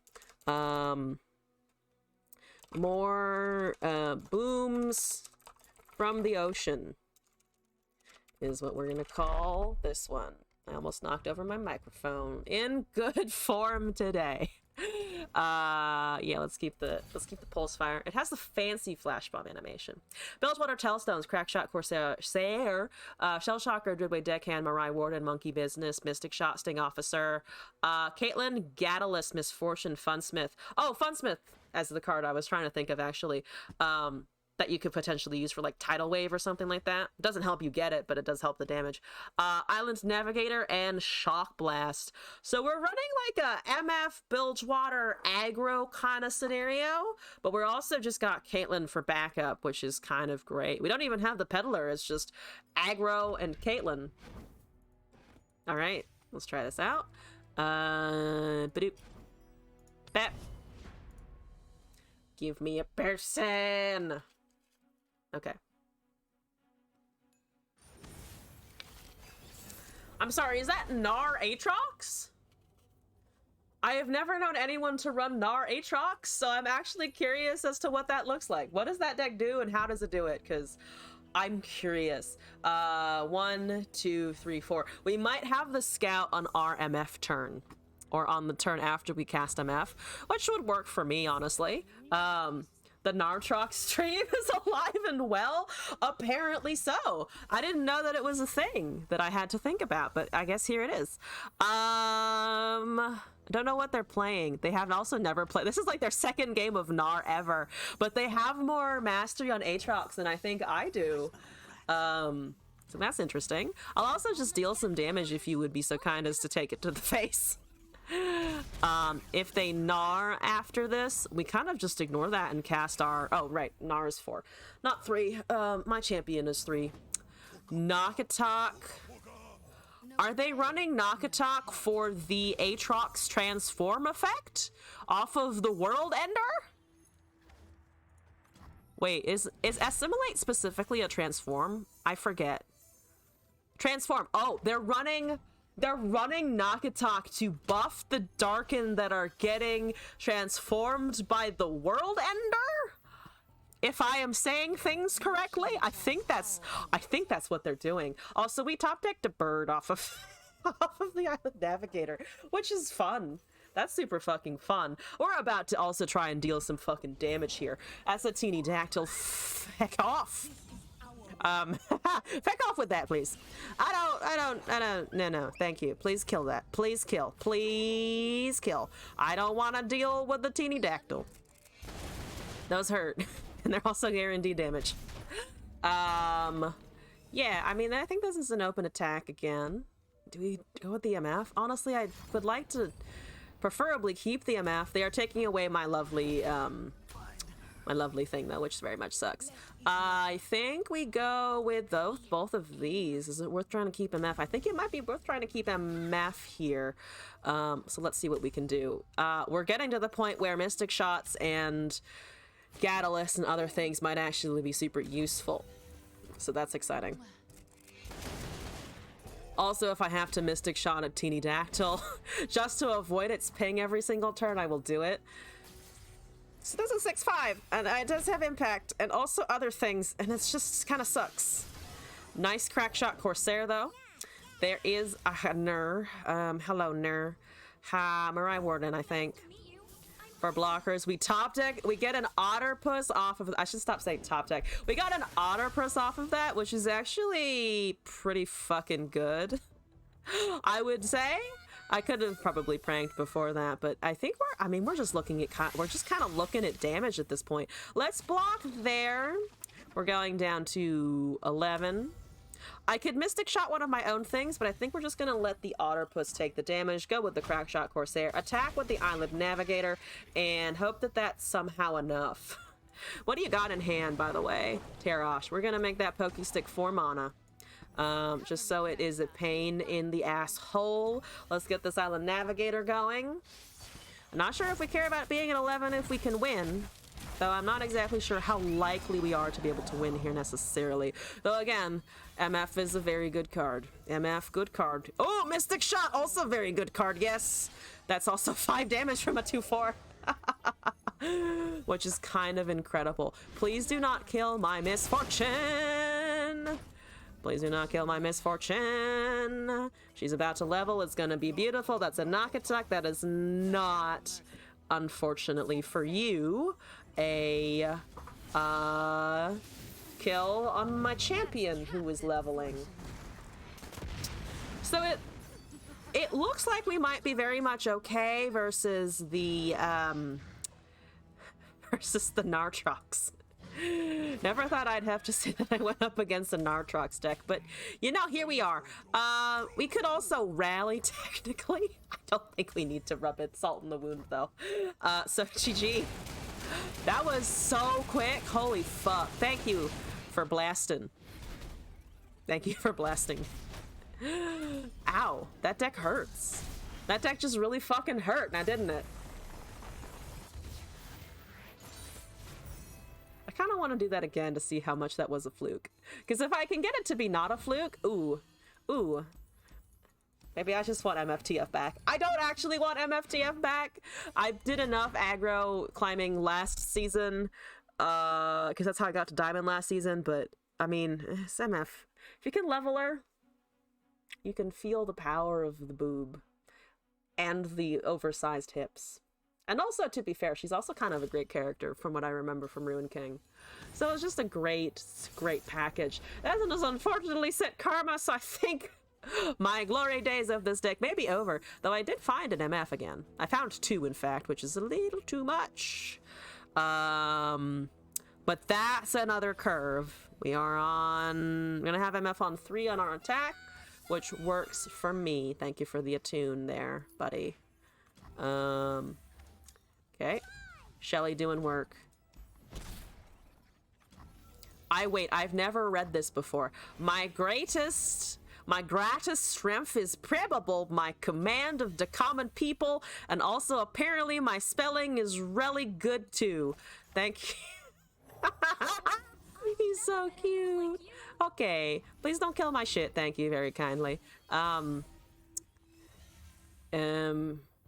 here we go. No prey, no pay. How do you feel about taking a lot of damage? It isn't about who's better, it's about the coin. I'm gonna try and do a lot of damage. That's 6. How does it make you feel? It's a caustic rift. That makes me feel terrible. I'm not forgetting caustic rift. I mean, it's a fast speed spell, so there's literally nothing I can do about it, but still. You gonna let a Funsmith stick on the board? I don't think you are. I do not think that you are going to let me stick this to the board. Oh, well, if you don't do anything, then I mean you have to, or if you don't have mana to remove it, you're gonna have to let it stick to the board. What can we do? We can go with the Dreadway Deckhand or the Crack Shot. I think it's a Crack Shot. This is 4 damage. They have counter spells potentially. Do I push unit damage or do I just push the Shock Blast while I have this on the field? Because I could take out both of those at the moment. They have 6 total. I mean, it'd be nice if I could get rid of them. I doubt I can get rid of them. Or it's probably they retaliate and kill MF and or the Funsmith as a result. They do actually let me remove their units. That makes me think they probably have another one. That's a bit professional. Yeah, they just had another one, unfortunately. The old 2 still is an unfortunate trade. Unfortunately, I don't have enough small pings because of that caustic rift to really get around it. Plunder might trigger. Okay, I don't have really anything to do with that unless I wanted to give it vulnerable, but the MF is dead. Powder keg. I can't kill the... I don't think I can kill the set unless I more powder into the deckhand. Which, no, because it's slow, so it wouldn't actually work that fast. And unfortunately doesn't work that fast. Nowhere to be found. Thank you for the additional deck code. Appreciate that. I'm gonna copy that in now. Yeah, they're pulling the correct target. Don't you want to pull the barrel? It's the barrel. Aren't you afraid of the barrel? It's a terrifying barrel, isn't it not? Okay, unfortunate. Unfortunately that you did not fall for that bait there. I mean, I can try to kill it. I'm sure they have something to buff, but honestly, my will to continue versus the set karma is rapidly dwindling. Also, they can just shoot down the fucking kegs. You need to remember that they can shoot down the kegs as well. So tag out. Okay. There that goes. Let's do, I think, just a Crack Shot. So they can go up to 4 mana here. So they certainly have some recast potential. But for now, I can at least do some swinging. I could also risk a Funsmith again. Funsmith again would be kind of funny. I think I'm just going to do this, though. That trades. We have a Corsair hanging around. Funsmith. I mean, we can monkey business. But the monkeys are kind of flat on their damage. So I mean, Sky Singer is also lifesteal. So the lifesteal is also going to be a counter. Dang you! Dang you, Sky Singer, for being a good card and Looking like a very vaguely narrow Navi or something. I don't know. Punch that. Mystic shot, dealing 3 damage. Set, almost leveling. Tragedies. Tragedies. It pulls that again. That's only healing 3. I can reduce it to healing 2. How about that? I guess I could have pulled the unit back to rally or some shit. That would have been weird, but it might have worked. Very vulnerable and summon Longtooth. It's just not going to do much because that's already at 4. So they use the mana, they go up to 7. They actually have the set level this turn if they can use all of the mana that they're generating, which sucks. I think we have unfortunately just run out of steam again. Yeah, passing at 10 with this kind of deck is horrible. Yeah, we got very lucky on the first matchup and the first set of draws. This one is not quite working out as well, for sure. Concussive Palm, I cannot argue with that, unfortunately. So yeah, we're just unfortunately kind of faffing about and not going to be able to pull out much from this. I can try to take the set. They are probably going to counter somehow. It's also just potentially levels anyway. I mean, there's a shot I can kill it. I doubt it. Expliterator is coming out. It's not a counter spell. But they are killing. Yeah, they're killing my champion, unfortunately. They have 7 still in hand.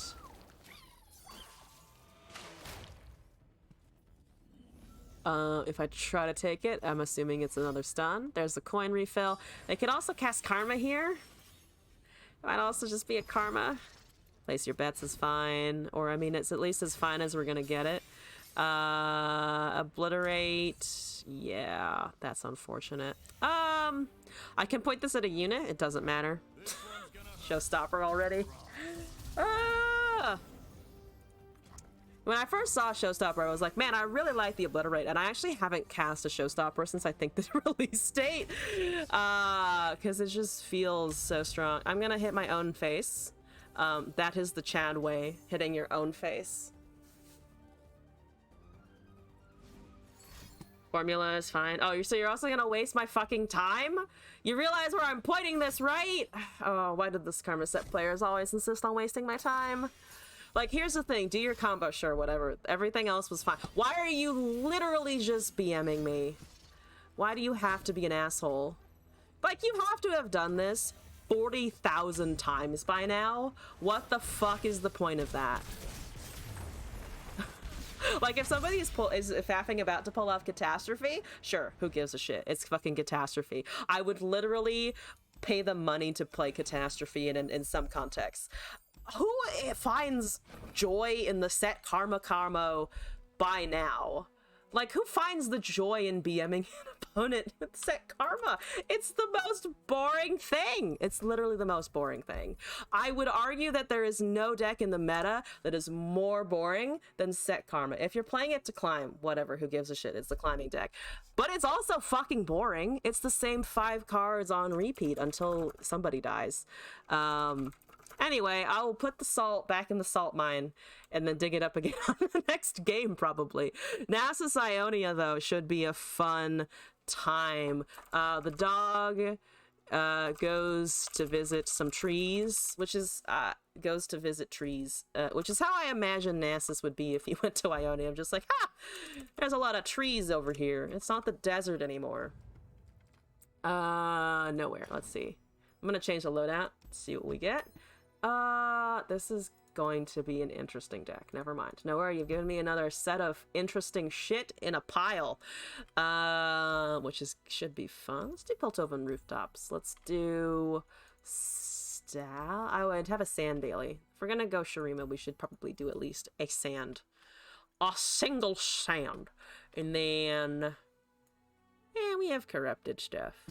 Corrupted Nasus? Corrupted Nasus it is. Ancient Prep, Forsaken Auction, Chronomancer, Rockhopper, Hourglass, Azir, Desert Duel, Grappling Hook, Quicksand, Secret Keeper, Swinging Glaive, Golden Ambassador, Necton, Rite of Negation, Heedless Resurrection, Karma, Place Your Bets, Talia, Nasus, and Priestess of Desert Light. This is going to be a fucking fun-ass deck. It's Secret Keeper with buffs and also just Priestess summoning stuff like crazy. Oh, fuck yeah. Fuck yeah. Wait, I wanted to do more loadouty things. I didn't scroll all the way down. I was like, I know I have an Akshan skin. Let me use that too. Even these emotes are great, I think. All right, let's go in. Oh, this is gonna be fun. I hope we can pull it off against somebody. We'll see if we can. If we can find one champion off of the Secret Keeper, I'll take it actually though.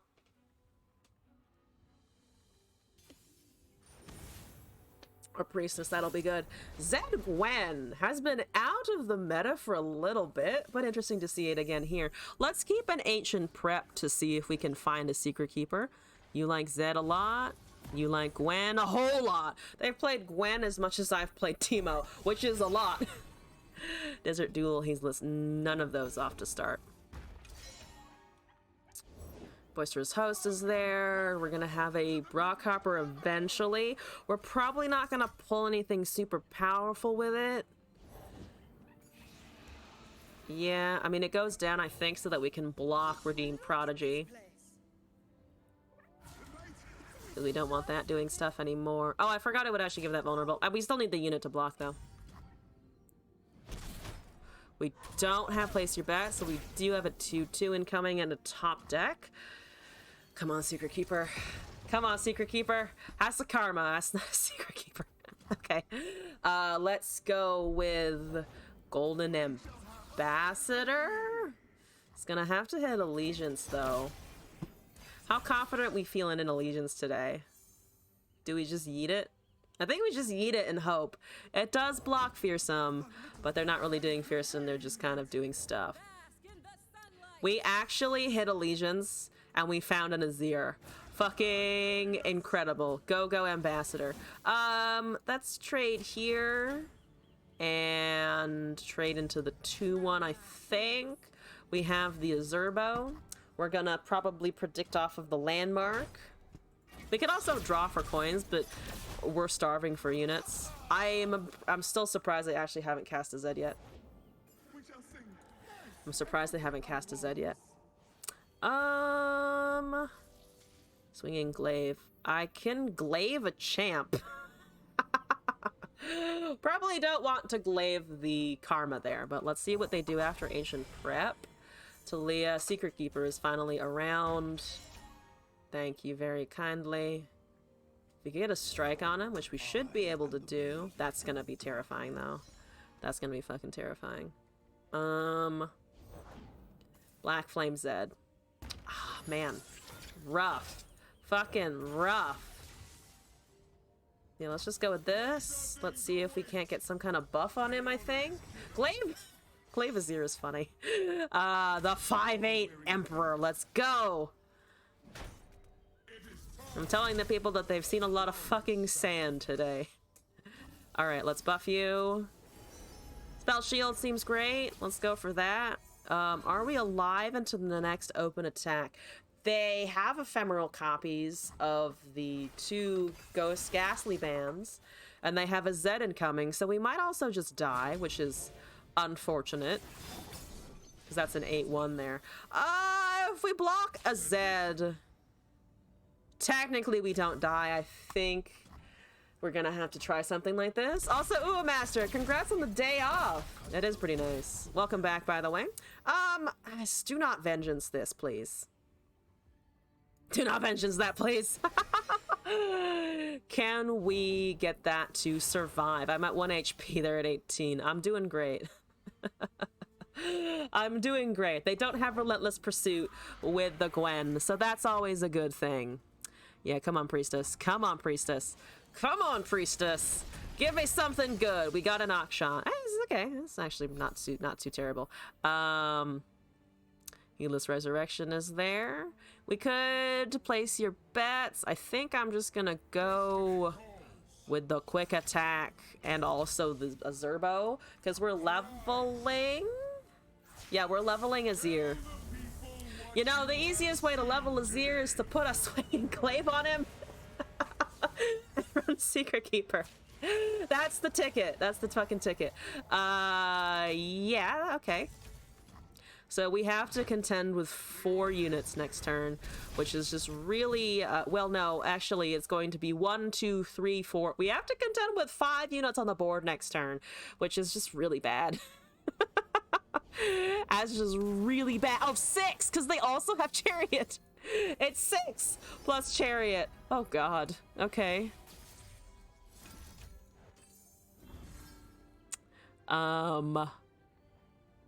Place your bets. Let's just place the bets, maybe. Get something out of this shit. So I can cast a thing that costs 4. Golden Ambassador might hit something. Secret Keeper is a guaranteed something, but we're also going to lose because they're going to open attack, and they're going to have a full-ass board.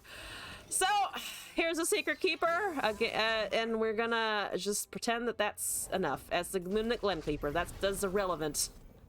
That's entirely irrelevant. You don't need to keep stacking units at this point. You can just go with what you have on the board, because I'm not going to be able to catch up. My Nasus is almost caught up, but yeah, see, it's 6 units because of that extra shark. So we're just dead, unfortunately. Anything in here? I don't think there's anything in here. We can rip a draw just to see. Rockhopper, prep. Nope. That's not it. That is not it. I need a stun, I need a blocker, I need something else to deal with that. We got closer than I thought.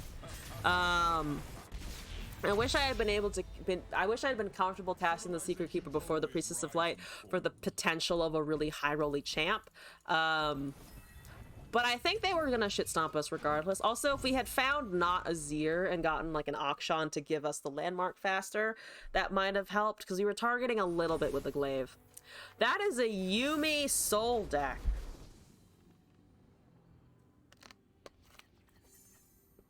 Okay, let's keep Rockhopper, I think, as usual. And top deck a glaive is fine. We do have Predict, we do have Vulnerable, we do have the Secret Keeper in Open. Supposed to buff the 6 cost. Fair, but I had no time, I think. I think that was a case of the meme had no time to actually get off the ground, so buffing it would have been, I think, irrelevant. At least, from my perspective, I think it would have been irrelevant to do that. There's Priestess, we have Secret Keeper. We do have the buff in hand, but I can't afford her for another 4 turns. We have more Predicts, though. Because we have the buff, I'm gonna keep it. But yeah, glaving I just don't think would have done shit. I don't think it would have done anything. Like, yeah, we need to buff it to keep it alive. And I've had a deck that did it with the stances, but there's just no time. Just no time, so that would have been pointless. Let's just go with the 2/4. Make some stiff. Then we have Forsaken Bakai to hopefully find something. We don't have draw. We do have 2 shots at being able to find something, though, which is kind of exciting. Let's go with Rockhopper into Bakai's, because currently that also gives us a pretty decent attack unless they slam a Yuumi, which I don't think they're going to do on those targets, unless they want the youngling to hang around for a while. I mean, Talia's kind of okay, but not exactly what we're looking for. Keep on shuffling. Gwen is kind of nice. Gwen is affordable. Tryndamere is also now known to be in the deck, which is kind of cool. You can go. You can go. You can go. Let's kill it with a 2/4. 2/2 trades. Youngling trades. Still dealing 4 damage. Seeing a Tryndamere pop out of nowhere is kind of great. We do have Priestess in a couple of turns, so this time I will try to actually keep her around a little bit. If we can. Because it's all going to be stopgets unless she somehow finds regen. That's 8. Could take the pass. I don't really want to take the pass though. All your homies hate Trintamore. It's a shame he doesn't get the extra life though. True. Yeah, also, are you a fan of seeing the Gwen out of nowhere? That's a fucking Mahira. Holy shit. Okay, I see you're running that buff game. I don't like the buff game, but fair enough. We're gonna, I think, do this. Because this actually puts some things online, and if I can get her to just be fucking intimidating as shit, that will help a lot. That's just a general obliterate, though. So, at least we got that out of hand, if nothing else. They have 3 mana. I'm tempted to Desert Duel before they can actually do anything with the Mahira. Because at 3 mana, they might not be able to, so let's open attack and then hope that the Desert Duel can finish it off. If they spend mana to save something, that's actually better, I think. Or they don't. Soft pass regardless. Come on. Come on. Spend mana. Spend mana. Spend mana. Spend mana. That's not the mana I wanted you to spend!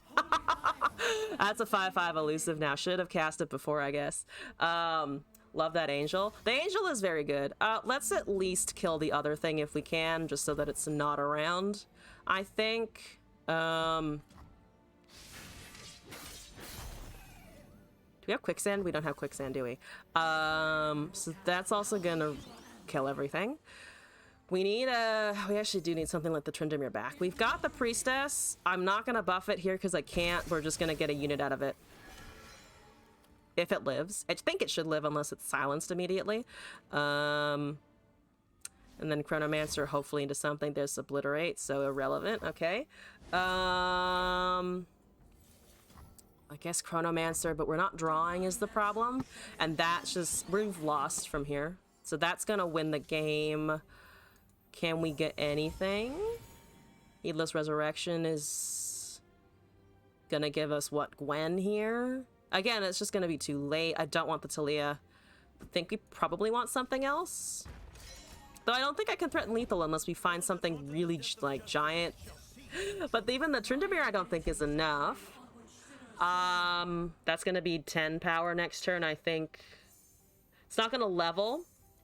It's gonna be 10 power. So we get down to 3 plus Targon buffs, plus just a ridiculous amount of lifesteal, so our damage doesn't matter anymore. Ula Master, thank you for the deck code there. I think I'm actually gonna wrap up the stream around 8 or so. So I'm gonna turn the deck submissions off for a little bit. Or at least until the next stream. But Ula Master, I've got yours. Oops, yep, we're gonna die. That's 11. Did I miscount something somewhere? I think I did. We did not hit Allegiance, that's fine. They didn't even bother to attack with a 5/4. I think they're just BMing by this point. Yeah, they have to just be BMing if they're not even gonna swing with the 5/4, because I don't have anything to block that. So I'd appreciate it if you do less BM and more just fucking swinging. Let's do place your bets. Finding Forsaken, finding... I don't want the Talia. Stop giving me Talia, holy shit. Quicksand is actually the card. Okay, so there is quicksand in here. Good, okay. So we can stop that from absolute... No, we can't because it gets spell shield. We can't stop the Yuumi because it will have spell shield and I have no way of interacting with it immediately. So yeah, the Mahira. That misplay of not killing the... killing it when I potentially had the mana to was the misplay. Because I should have thought about the Yuumi being there to protect it. Should have thought about the Yuumi there being able to protect it. That's fine. I mean, you should just attack. You could stop BMing and just attack, you know.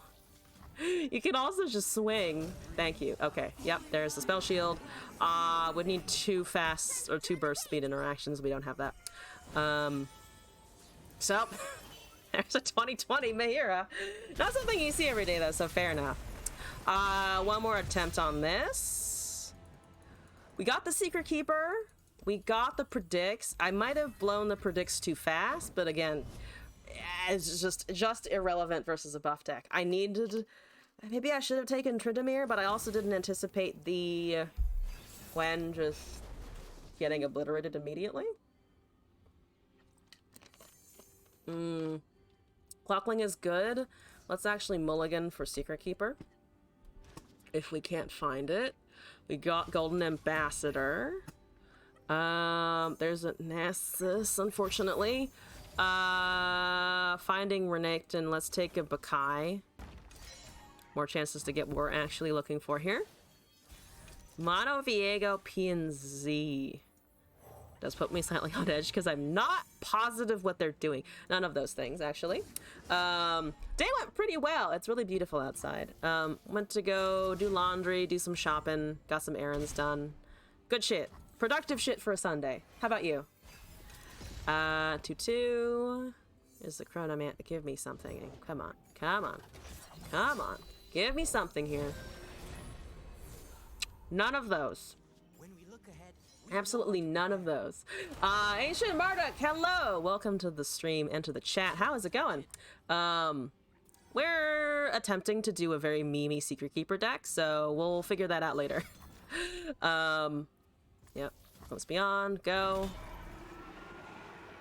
Don't really think they give a shit about the Nasus. They're just trying to get draw here. Let's sleep all day and just starting laundry at 7 p.m. It's going! Look, as long as it's going, doesn't matter.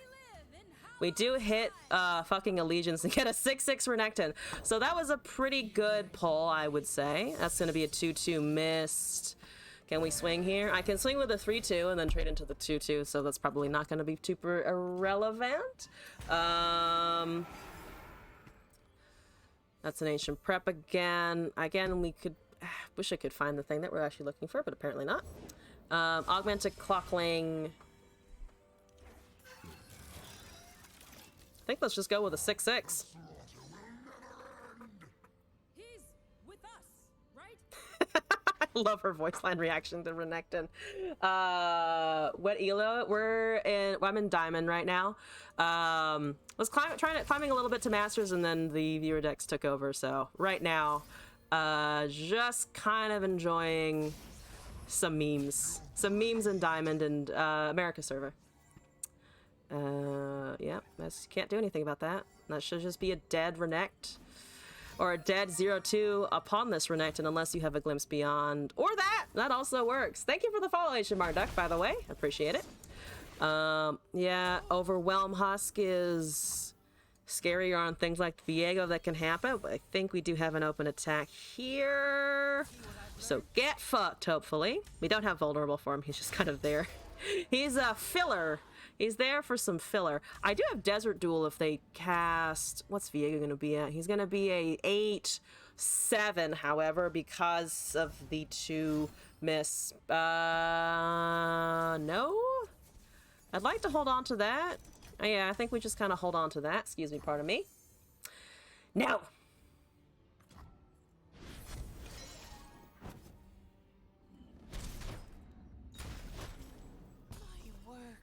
Let's see what we can find. There's another Priestess. There's a Glaive. We got Grappling Hook. We have a Priestess in hand. We're gonna have mana for Glaive and Priestess on something next turn. We could also just take 2 and then instead of having them rest, instead of having them buffed, we just kind of fucking have one. We're going to guarantee get a champion from the deck. Honestly, might just take a Glaive anyway. Also, I would appreciate not backseating if that's okay. Just kind of figuring it out on my own. For me, these decks are puzzles, and I like figuring out the puzzles on my own. Invasive Hydrovine coming down, there's the Overwhelm, okay. You're a 7-7, so we can't kill it unless we actually block with something, but we do potentially have the mana for that. If we block with a 2-1 and they swing with a 7-7, but we're not going to have the Overwhelm for it. So let's just go with this, and then we can hit it later after the combat resolves. Yeah, because now we can smack the 7-7 out of existence, because it will be an 8-7 into a 5-7, which is great. Yes, no thank you, get fucked. That doesn't quite level him, but it'll be fine.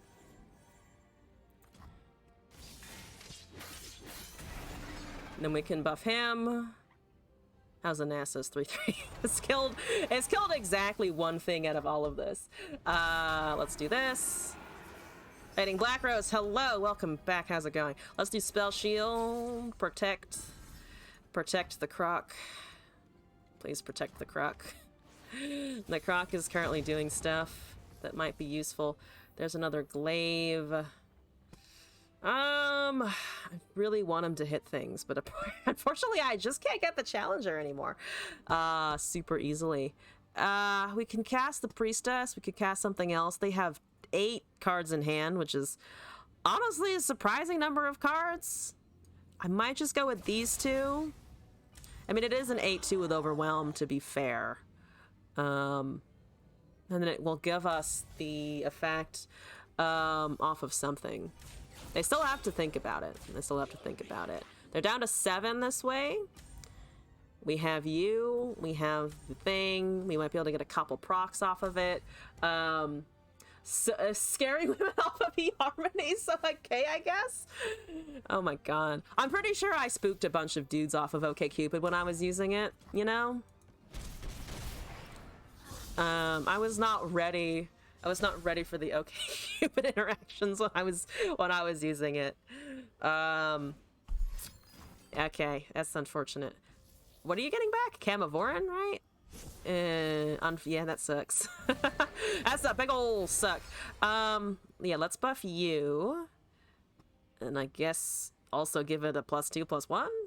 You can give something else a +2/+1. They don't have Viego this turn. You're 4/4. We're not slaying enough quite, but we can catch up. Augmented Clockling is gonna duplicate something here. What are you stealing? Please don't steal anything major. +2/+0 spell shield. Okay. Unfortunately not the buffs that are going to keep it like super alive. But we get to keep it alive for 2 procs now. So some really weird profiles and was like, damn, women don't need to try on dating sites, do they? No, not as much as dudes have to sometimes. It's just like, is this a lady? All right, we'll just take it. Okay, so I'm assuming they have a Viego one day. Yeah, there's Ionia. It's an Ionia version of the deck, so it's pulling Karma. We do have Secret Keeper into Nasus, which will give us some things to do, I guess.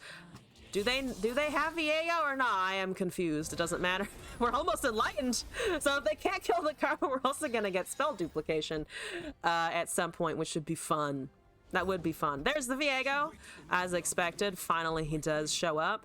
I think we can cast the Nasus as a 4/4 and then just put the Karma in the front. I mean, we don't necessarily need the duplication, do we? If we take 11, we go down to 6. They could have Burn. I think my hesitation there is they've got Burn somewhere in their deck, which would definitely suck a lot. Do we sack the Karma? How much are you watching die right now? 5 and 3, which means 8 plus the 6/6 miss of 14. Ah, fuck it, atrocities. Atrocities in Eternal, it's fine. One lady said I just had things I can't live without. My Shama, a new moon, universal healing and good vibrations. Oh no. Oh no. Like, here's the thing. No shame if you think that shit is fun. But if you take it a little too seriously, it's just, what the fuck is happening? What the fuck is happening? Please stop. Give me, okay, you got me a level Desir, which is good. We like a level Desir. What are they at? 5 HP? Can I win by going face?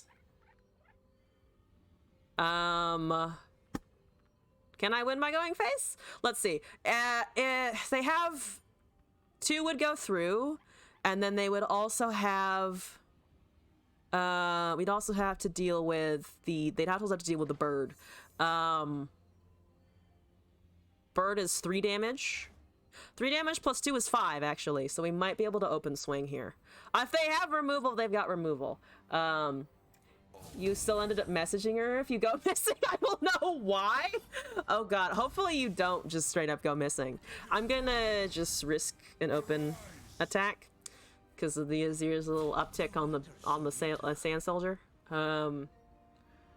It's probably a loss, but to be fair, they have P and Z, so they probably can burn us down, and the Clockling has no blocker anyway. So that may be something we just kind of have to deal with. We have like a half a positive trade here, but it's not really significant.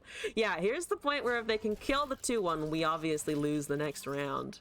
Oh! Also, if they do that, to be fair, which I forgot they could do, because then they aren't taking the bird damage. I need you to take the bird damage, the Sand Soldier damage, if you wouldn't mind. Or Vengeance also is fair enough. We're also getting close to leveling the Viego. Yeah, we're just leveling the Viego also. Caustic Rift gets rid of the Sand Soldier. Unfortunate. Down to 3. Yeah, we're losing our ability to actually find anything else, unfortunately. Trading with that. They're going to take Azir. Yeah, they're also just going to take Azir now. With the Viego. This was the closest because we had Overwhelm Renekton early. If the Priestess... we still don't know it's from generated by the Secret Keeper. If the Priestess hadn't found Azir, maybe Azir was our best option, but it's still kind of tricky to find out. Also, Viego's just going to take everything. You have until Diablo 4 comes out because that's that you won't have any free time.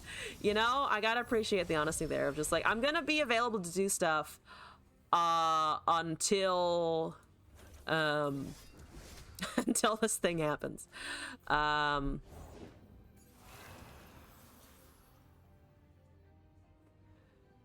This round, so I can't Blades of the Fallen. I unfortunately cannot Blades of the Fallen in advance of the Viego, which would be great, but he's still a round start effect. So it would apply to the next round, unfortunately. So 3 cards drawn. Or 3 cards, because it was a glimpse. Yeah. Well, I have a couple of things that you can remove, I guess. All right, there that goes. Here's we go. Here that goes. Take my thing. Actually, that doesn't kill the thing because it's not a champion. So we actually, I mean, presumably they have another unit here, but I do have a blocker for the Viego, and we go down to 2 HP. If that's the open attack. But again, Mystic Shot is a card. Mystic Shot is a fun card. Oh, that's also a fun card. I promise that's also a fun card. Ah, 8/8 is a fun card. Oh boy. Yeah, no. Now we take 5. Now we take 5. Oh, now we take, I don't even know. We take at 40 bajillion. Emotionally, we take 40 bajillion damage. Stop reviving the Camivore soldiers. It's too good. It's just too good.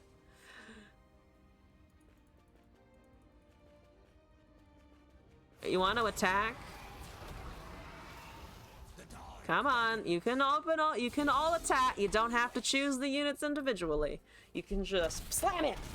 At least the Viego attacker is Viego players actually attacking, though. The habit that happened a few seasons ago of Viego players never attacking with their champion seems to be over, thank God. Hated it when they did that. It was just like, come on. I know that you're supposed to keep him on the board, but you have lethal, so just don't be a fucking moron. Moving on with submissions for now, though.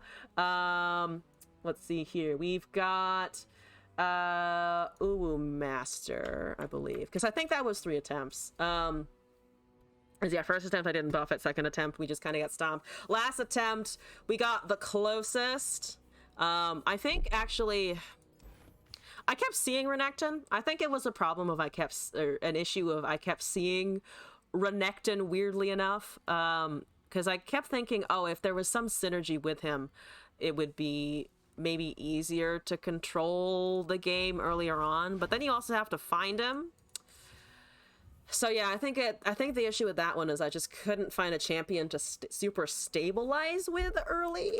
But that one's Secret Keeper is also just tricky. The one with the not the Priestess, the one that buffs power with, I think the version I got initially was with Echo. That one kind of worked. Voice of the Risen, because it was buffing the power of things that were on the board, and also ran Devoted Counsel for healing. So I think it just depends on what your stabilization method is. I think if there had been more focus on Slay effects or Renekton vulnerable effects, maybe I would have been able to live a little bit longer. But again, if the Priestess had also just high rolled a better champion, We might have been able to do something. This is a this sounds like it's a little bit of a throwback to some older cards. Looks like, I think you mentioned there were cards in here that were eternal. So yeah, this is an eternal deck based on the way it's sorted it out here. Three Sisters, Cosmic Youngling, Faces, Fracture, Divergent Paths, Ice Shard, Lysandra, Thrall, Bulwark, Warding Stones, Avalanche, Winter's Touch, Catalyst of Eons, Harsh Winds, Targon's Peak, Wrath of the Freljord, Bear Denies, Aurelian Soul, She Who Wanders, and FTR. So we've got Ramp, we've got Lysandra, we've got some Control. I don't know if I've run the Bulwarks. I think I might have just crafted the Bulwarks at some point. It's an interesting card. It's the reverse of the... Obviously, it's the reverse of the Petricite something that takes that doesn't take damage from your opponent's spells. Alright, let's see what this is. I think... Yeah, this is our last submission of the evening. So let's see what we've got here. Let's see what I can do with this. Wrath of the Freljord is so fun, though. This is Zoe's Soul. Ooh, who can ramp faster to the win con? So here's my thought. Fracture versus Zoe, probably better. 26,000 mastery on the Zoe, 21 on the Soul. Well, okay. Okay. I need something that will give me ramp soon. After an FTR. Well, I have everything else that will work later. You found a woman with her dog wearing the same sweater. So I'm not sure if that's wholesome or a red flag. I think if you're matching your dog, it's fine. You know, that's an interesting one, isn't it? Of like, is that a problem? Is it a problem that she does she like her dog too much, or is that just she likes her dog? I see the dilemma. I see the dilemma. That's fine. My face hurt. That's okay. We're gonna cast Wording Stones, I think. Now let's do a Lysandra into Wording Stones into the Catalyst of Eons. Okay. It's also super funny what will be red flags for some people and not for others. I was talking to somebody whose partner has a car that she just doesn't like, and apparently when she met him she was like, the car was a red flag. Meanwhile he was like, my car is so cool, it's gonna get the attention, it's so good. I just found that just hilarious, of like, you found the person who hates the thing that you thought would attract people. Anyway, I'm gonna just sit here and then heal. And then maybe one day cast an FDR. I have 2 FDRs. Stop casting Starry Scamps. Holy shit, that's too much damage. Mono Targon list. Gotta put some respect on that though. I'm gonna just heal, actually. You made it back, have 10 minutes, assuming you missed Formidable Hallows. You did miss Formidable Hallowed, but I am both astonished and pleased and confused to report that it won in Ranked. It did actually just fucking win in Ranked. It was actually slightly a stomp. It did really good with it. It's in the VOD as always. I wanted the stone. Don't take away my stones. It's a good stone.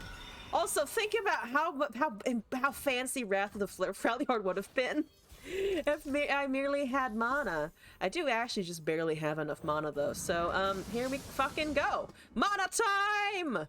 8 damage time. Don't be afraid. It's just the Wrath of the Freljord. It's just a real giant boar. Don't think about it. Do not think about how terrifying it may be. Don't obliterate it either. Nah, it's okay. That's okay. It's for the round, so it will come back. That's the fangs. Okay? I might make it. There's a chance that I make it. There's a chance that I make it here to FTR. I just have to live through the next fucking turn. That's a lot of 2 power units that can't do anything though, which is exciting. This would be an FTR turn if I had been banking my mana a little bit better, but of course, you know, I haven't been. Yeah! Sorry, Lysandra, you're just gonna be over there, kinda. Apologies, ma'am. Let's do a Faces of the Old One. Oh no, that's because that's too much room, actually. Oh, but I can! She Who Wanders for play in hand. Yeah, and oh, well, no, it obliterates a lot of the stuff that I want, actually. We can just try to hit with the Wrath. What is best here? I mean, it's a 10-10 that gets rid of a lot of shit. I don't know what they have in hand, though, which is kind of annoying. Still not quite sure what they have in hand. I mean, this can still attack. I could attack with a wording stone, too, to see if they are stupid and block. I don't think they're gonna do that. I wish this wouldn't get rid of... I wish it wouldn't get rid of Lysandra as well. And my rampy dudes. Well, still got the 8 damage in. So, like, Priestess is over there. I'm also getting to a point, though, if I don't cast a unit, we are probably just gonna die. We may just fucking die. None are lost. They only Though we do have the 3 sisters for next turn as well. got it. Can I go? They don't have Golden Sisters on cast. They do have a Obliterate still, and they do have a Falling Comet. But if they Falling Comet here, then we get an answer, or we get time, I think, to actually FTR in front of them. And she levels anyway, so you know, I'll fucking take it. I mean, I knew that she would level, I just, wish that she would stay. It's okay, though. It's okay, though. We might get another one. We do still have our Wrathy boy.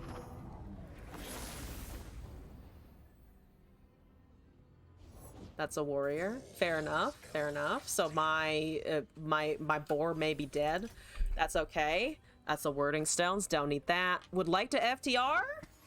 You don't have a Buried in Ice, presumably. Yeah, you don't have Buried in Ice. So this should do the thingy. That should do the thingy. Please get me a soul and a Lysandra. They'll be leveled. Or at least the Lysandra will be leveled, and the soul will be approaching it very rapidly. Boom. Boom. Boom. 10-10. And there's the surrender. 38 at 20 power on board. It's understandable that they wouldn't actually want to face the next turn.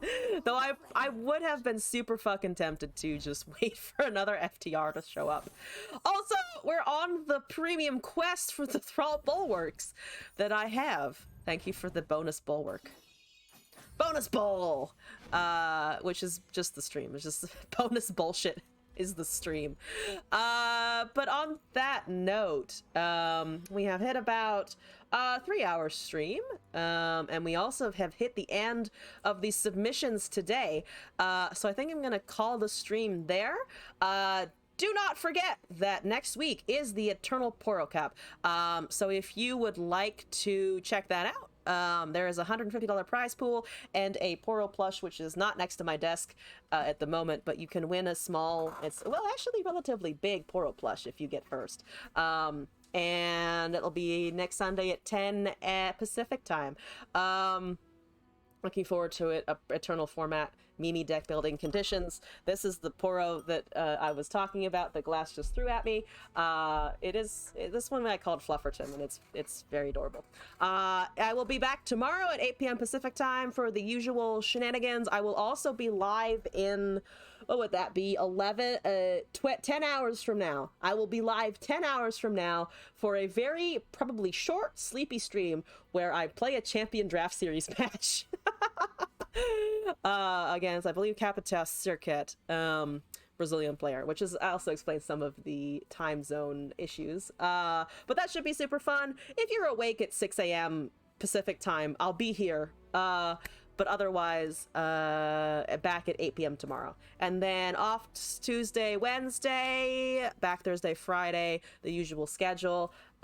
This is also the time where I'm going to start mentioning more often that I will be off for the first 2 weeks in May. I'll be posting on social media, but we are actually traveling abroad to Japan to see a friend. So that will be an exciting trip, but I will, of course, not be able to stream as usual in the middle of it. So that's all the announcements for me. Let's go pick somebody else to raid out to. And thank you all again for following and popping by the stream today. Really appreciate it. Where are we going? We're going to this. We're going to the category. Let's see. Who do we want to go raid out to? We could raid out to numbers, actually. I feel like we are always a grateful recipient of numbers raids, but we can always... We're catching them now. It's our turn to raid! So yeah, excellent. Thank you all again for joining, and hope to see you again in a future stream. Bye, Internet! Happy time zone! Stay safe, take care of yourselves. Wish you well, all that shit.